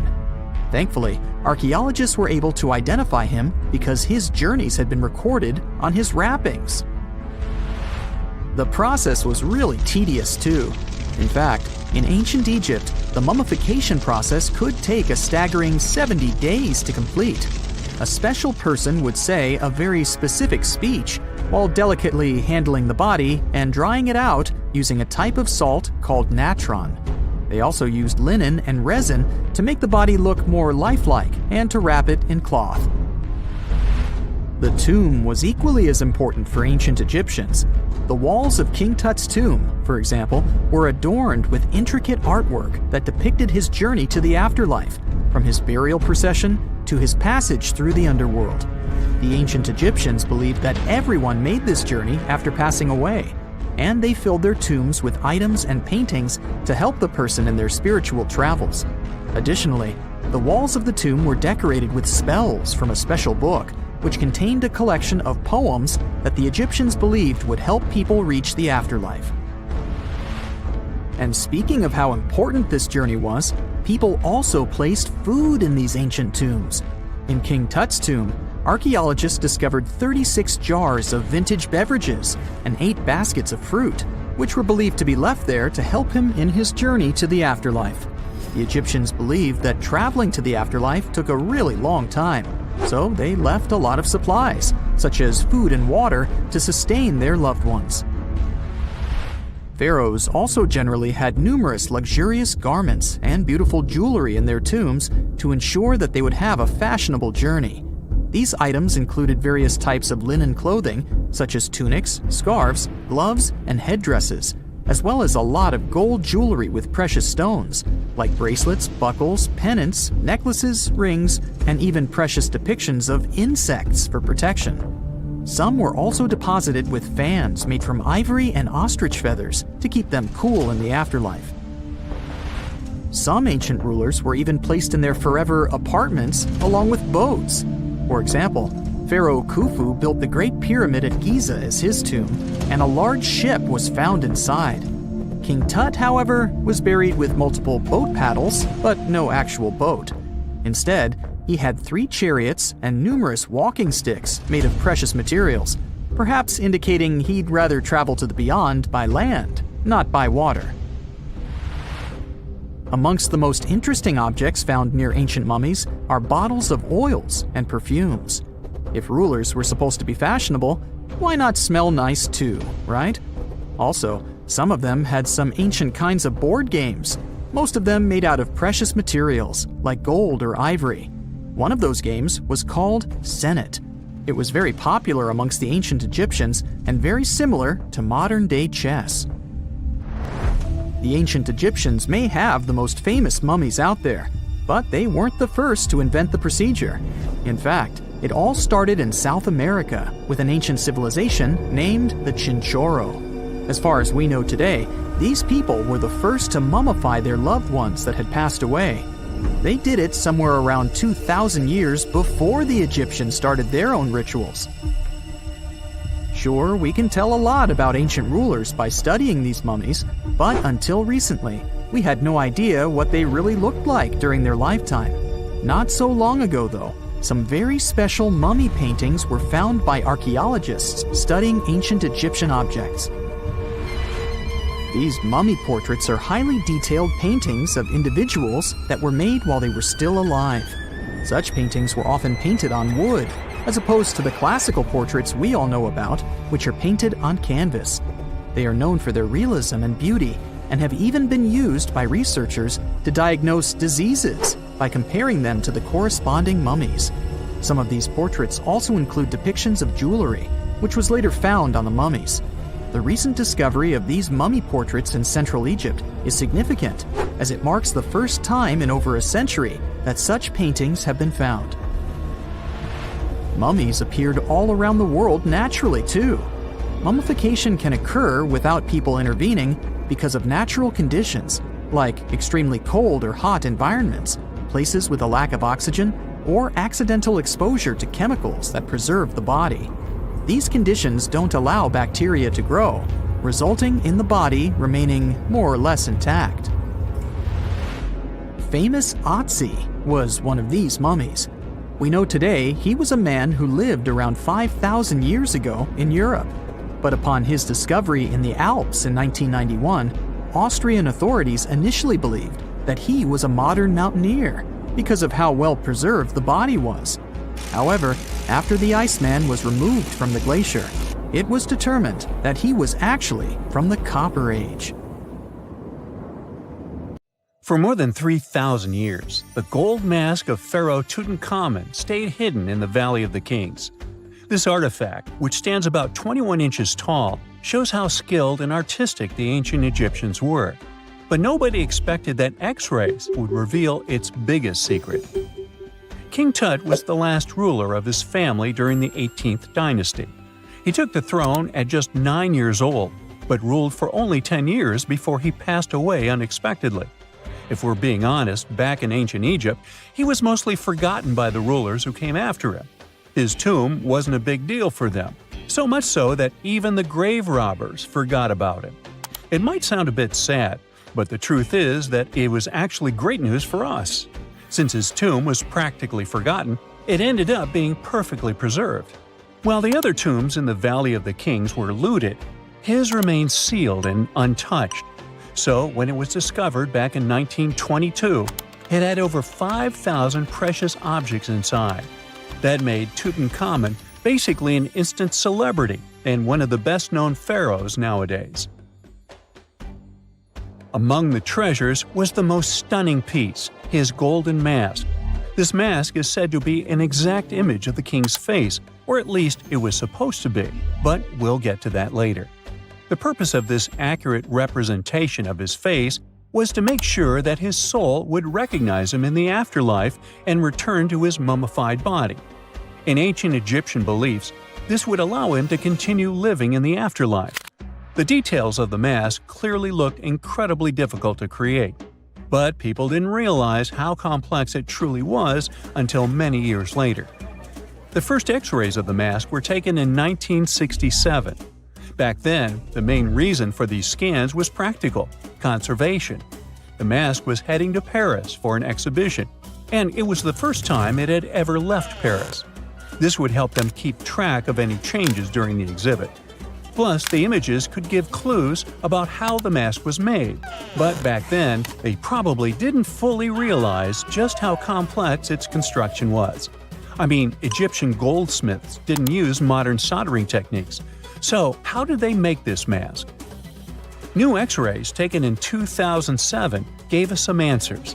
It turned out the Egyptians didn't use pure gold, which is 24 carats.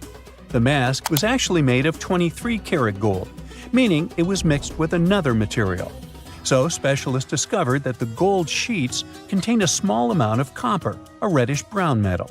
This was likely done to make the material more flexible and easier to shape.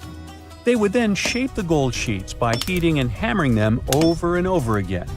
But there was one more secret inside the mask that wasn't discovered until 2015. The year before, the staff at Cairo's Egyptian Museum were working on the mask display when the long beard of the mask accidentally got knocked off. Another theory is that the beard had become loose over time and just fell off. Either way, the fact that King Tut's beard came off caused a lot of stress. After all, we're talking about one of Cairo's biggest tourist attractions, so the experts had to fix the problem quickly.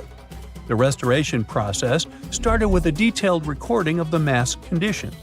To do this, they had to take a full three-dimensional scan of the artifact, and, by accident, they found something very interesting in the mask.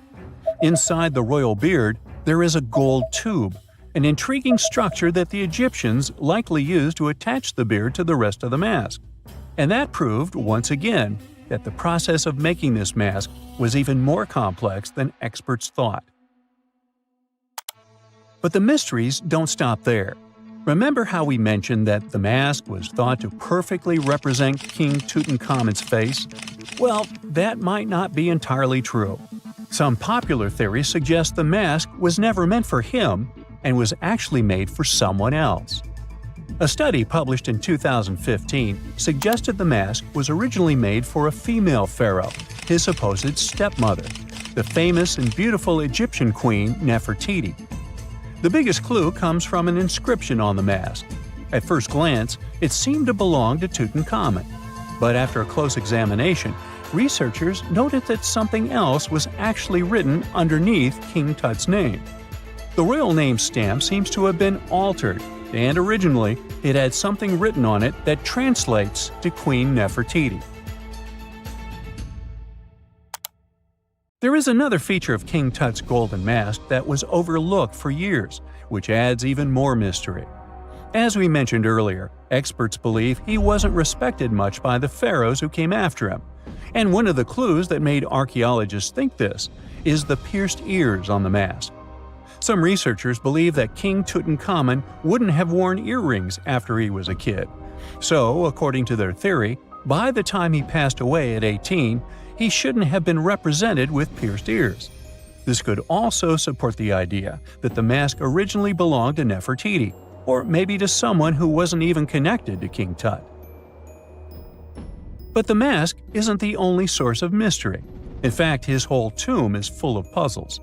Recently, historians found a sign that the place where King Tut was supposed to be buried was changed at the last minute. For years, experts wonder why a pharaoh who ruled for 9 years ended up in such a simple tomb. When compared to the grandeur of other pharaohs' tombs, his tomb seemed, well, a bit plain.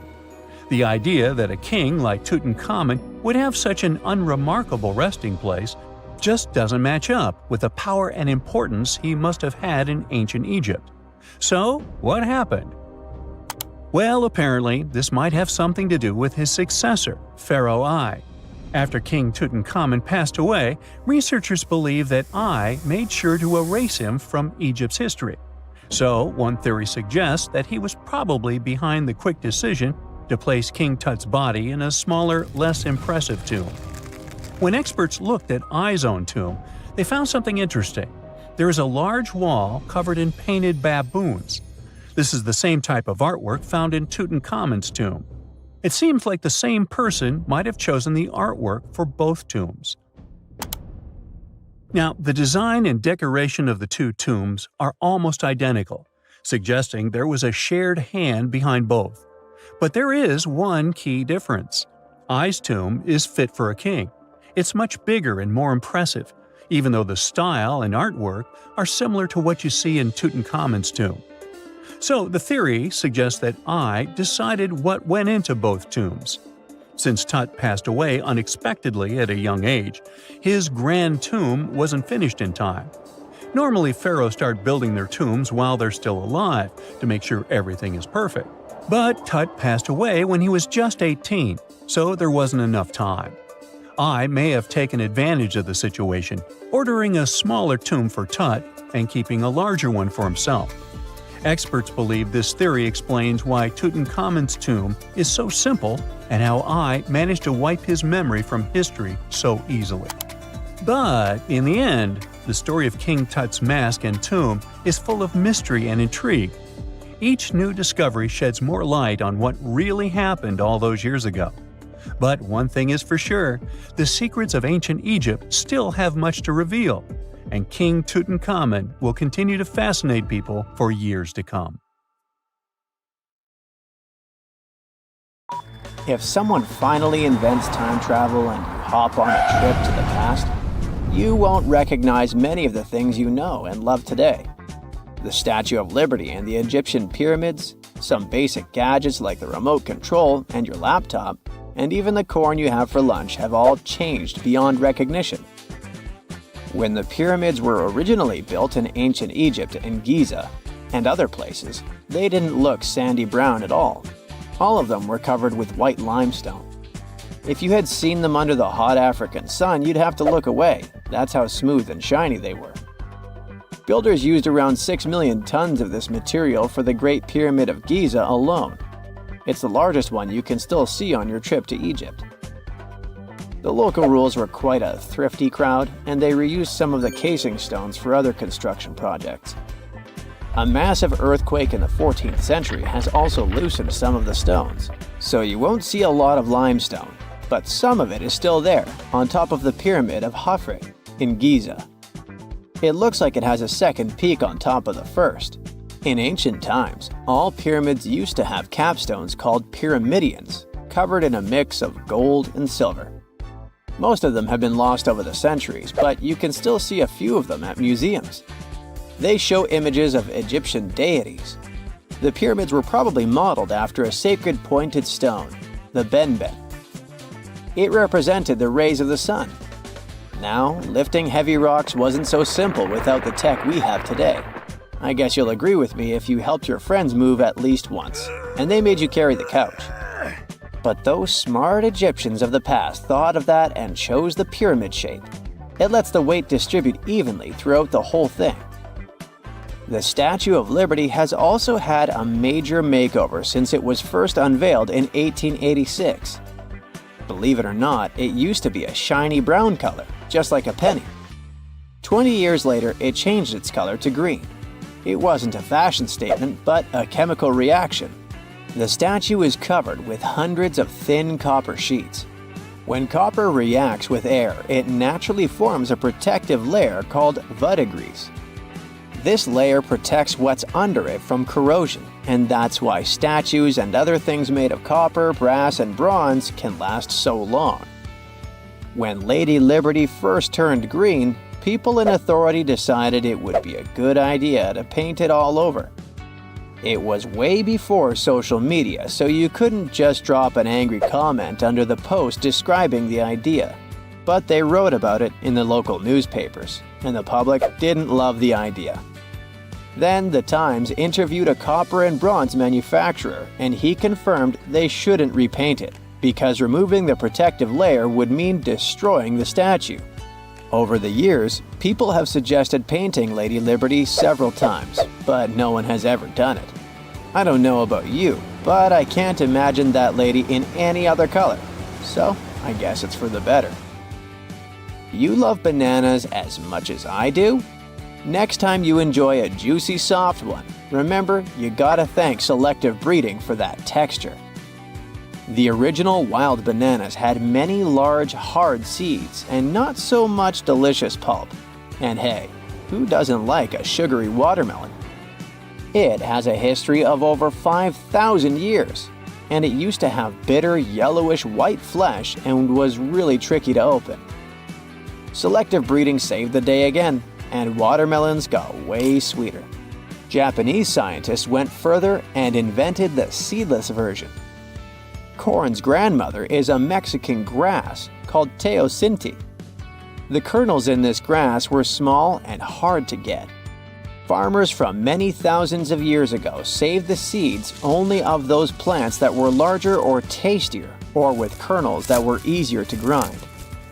Thanks, my friends, for giving us the corn that's edible and even delicious.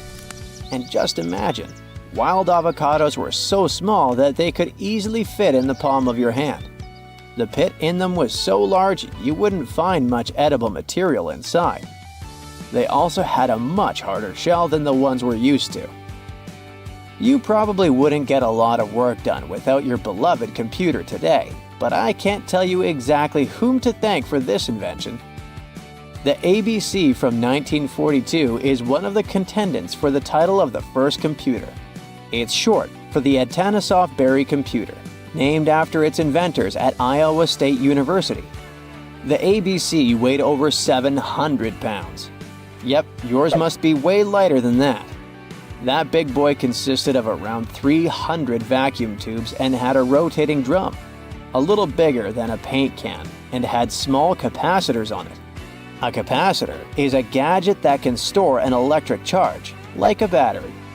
The ABC could solve problems with up to 29 different variables to help scientists save some time. Like modern computers, it used binary digits, ones and zeros, to represent all numbers and data. Because of that, it was possible to do the calculations electronically. And now, my favorite part, the ABC finished one operation about every 15 seconds. Just for you to compare, it's millions of operations per second now.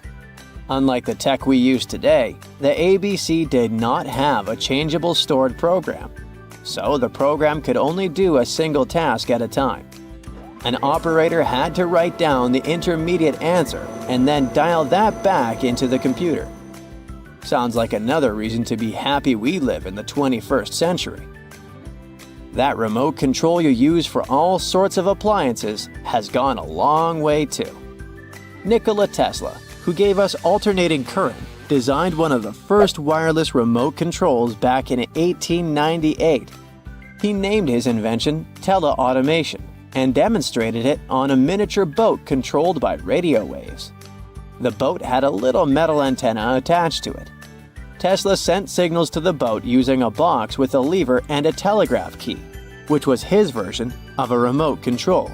Those signals set electrical contacts on the boat into motion and moved the rudder and the propeller, and Tesla was controlling the boat. The concept of the remote control soon spread to other gadgets. The first television remote control followed in 1950. It was designed by the Zenith Radio Corporation called LazyBone. Don't take it personally, please. This LazyBone had a massive cable that was attached to the TV set, and those who tried it didn't fall in love with the invention because they tripped over that cord. I feel your pain, my friends. If you live or work on one of the top floors, you gotta love this one. Meet the first passenger elevator. It traveled at the speed of 40 feet per minute. Not the fastest, I know, compared to today's record, which is 40 feet per second. But hey, it was built back in 1857 in New York and was more of a tourist attraction than a necessity. The elevator had a steam engine hidden in the basement of a 5-story building. 3 years later, they shut it down because the public didn't appreciate it. Otis Tufts filed the first patent for a vertical railway around the same time. His invention included an actual car with a bench inside for people to sit on. Sounds like a great spot to hang out with friends to me. What do you say? Then they started adding elevators to luxurious hotels around the world. They were entire rooms with a rich design, upholstered seats and mirrors on the walls, and sometimes even a small chandelier. There was an obligatory operator who'd close the door and the car would start its super slow ascent. It was still more about style than about speed, so I guess I'd choose the stairs. It's dark, and it's hot, and it's difficult to breathe deep underground in Karowe Mine in the heart of Botswana. It's been countless hours since your shift started, and yet another rock in your hands doesn't look promising. On the other hand, there is a tiny chance that it's the largest diamond you've ever found. You decide to inform your Canadian bosses from Lucara Diamond Corp. And bingo! The stone you found turns out to be a breathtaking 2,492 carat diamond, the second largest ever found. Now, the average engagement ring size is 1.7 carats. It means that just this diamond could be enough to supply rings for more than 1,465 brides. You can compare the size of the previous stone with the size of a fist. And the weight of this priceless giant is over a pound. Its value hasn't been determined yet, but how about we speculate a bit? So, another diamond from the same mine, called the Constellation, was sold for $63 million in 2016. And that was only 813 carats, less than a third of this new one's size. The only other discovered diamond that's larger is the famous Cullinan diamond. It was discovered in South Africa back in 1905 and weighed 3,106 carats. Now, calculate how many engagement rings we could make out of it and write the number down in the comments. Sadly, it was later cut into several smaller diamonds, and some of those pieces are now part of the British crown jewels. Interestingly, once there was an even larger diamond-like stone, a black diamond called Carbonado. It was found above ground in Brazil in the late 1800s. The coolest thing about it is that it may have come from a meteorite. The Sergio Carbonado, which is the stone's name, was broken into smaller pieces. They wanted to use it in industrial drill bits because it's one of the toughest materials on Earth. This new diamond was actually found with the help of advanced technology. The company used an X-ray system called Mega Diamond Recovery X-ray Transmission to detect the stone. This isn't the first record-breaking diamond Lucara has found at the Karowe mine. Back in 2019, they discovered the Sewelo diamond, which was 1,758 carats. At that time, it was the second largest diamond in the world. Luxury brand Louis Vuitton later purchased the gem for an undisclosed sum. And before that, in 2015, they found the Lasceti Larona diamond at the same mine. It weighed 1,109 carats and brought the company $53 million in 2017. Diamonds aren't the only amazing thing you can find in the ground. The better and deeper you dig, the rarer objects you're likely to discover, like an ancient lipstick, for example. It might be the oldest lipstick in the world since it's about 5,000 years old. This deep red lip paint was found in a stone vial in southern Iran. The vial actually popped up in 2001, but it took researchers until recently to figure out what it really was. Because it's not like modern lipstick in a tube. People likely applied it with a brush. Researchers are happy, since this find could give us a glimpse into what women from the Bronze Age might have done to stand out. Those from elite societies probably applied this lipstick to look glamorous and show off their high status. Now, here's the backstory of the vial. It came from a 3rd millennium BCE graveyard and was linked to the powerful Marhazi civilization. It was a big deal in that part of Mesopotamia at the time. The graveyard was uncovered after flooding, and unfortunately, looters got their hands on many items. But luckily, the authorities managed to recover this particular piece. The vial caught scientists' attention because it was different from other items they'd found. Normally, they'd come across gray, compact substances in similar containers. But when they opened this particular one, a loose, fine powder spilled out. It was dark grayish purple in color, nothing like what they'd seen before.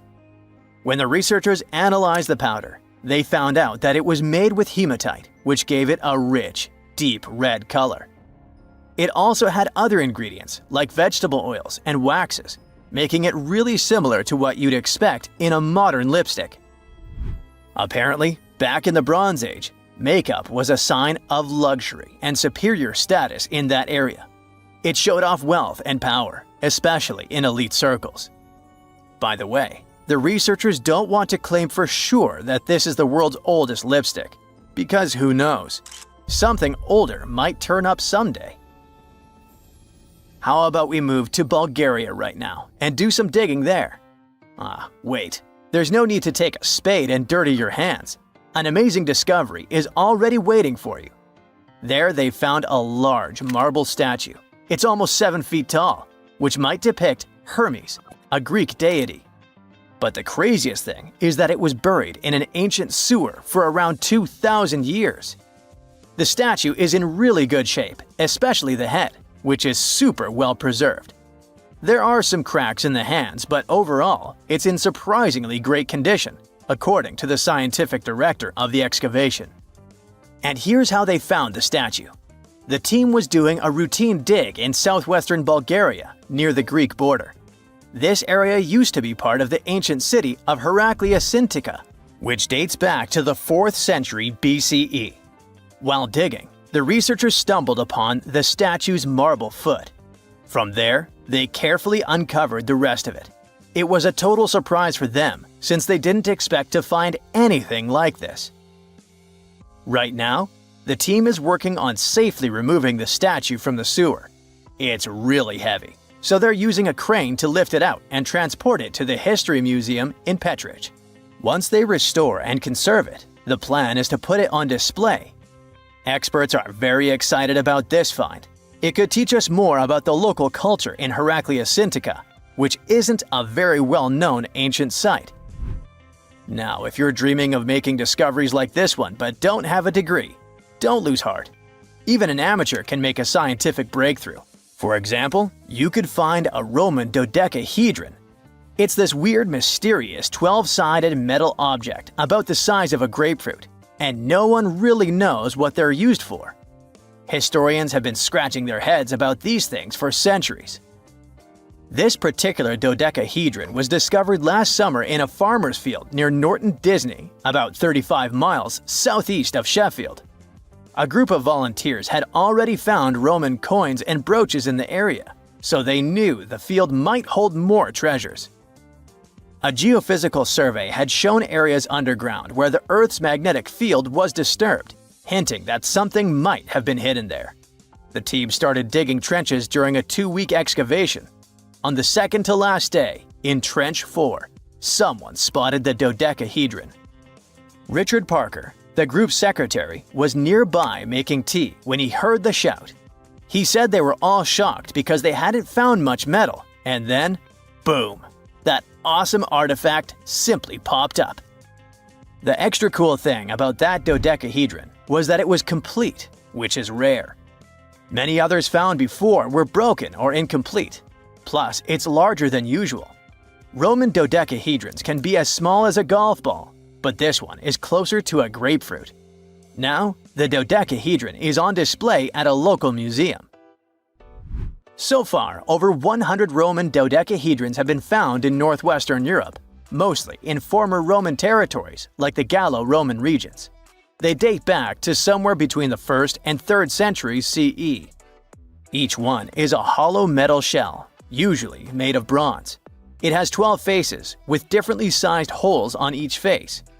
Around the holes, there are concentric rings imprinted into the metal, and at every corner where the faces meet, there's a small stud. There's no writing on them, and nothing in Roman texts mentions them at all. That's why nobody knows what these dodecahedrons were for. There are loads of theories. They could have been toys, dice, mace heads, or even tools for measuring distances in Roman artillery. Some people even think they were used for knitting gloves or even figuring out dates using the stars.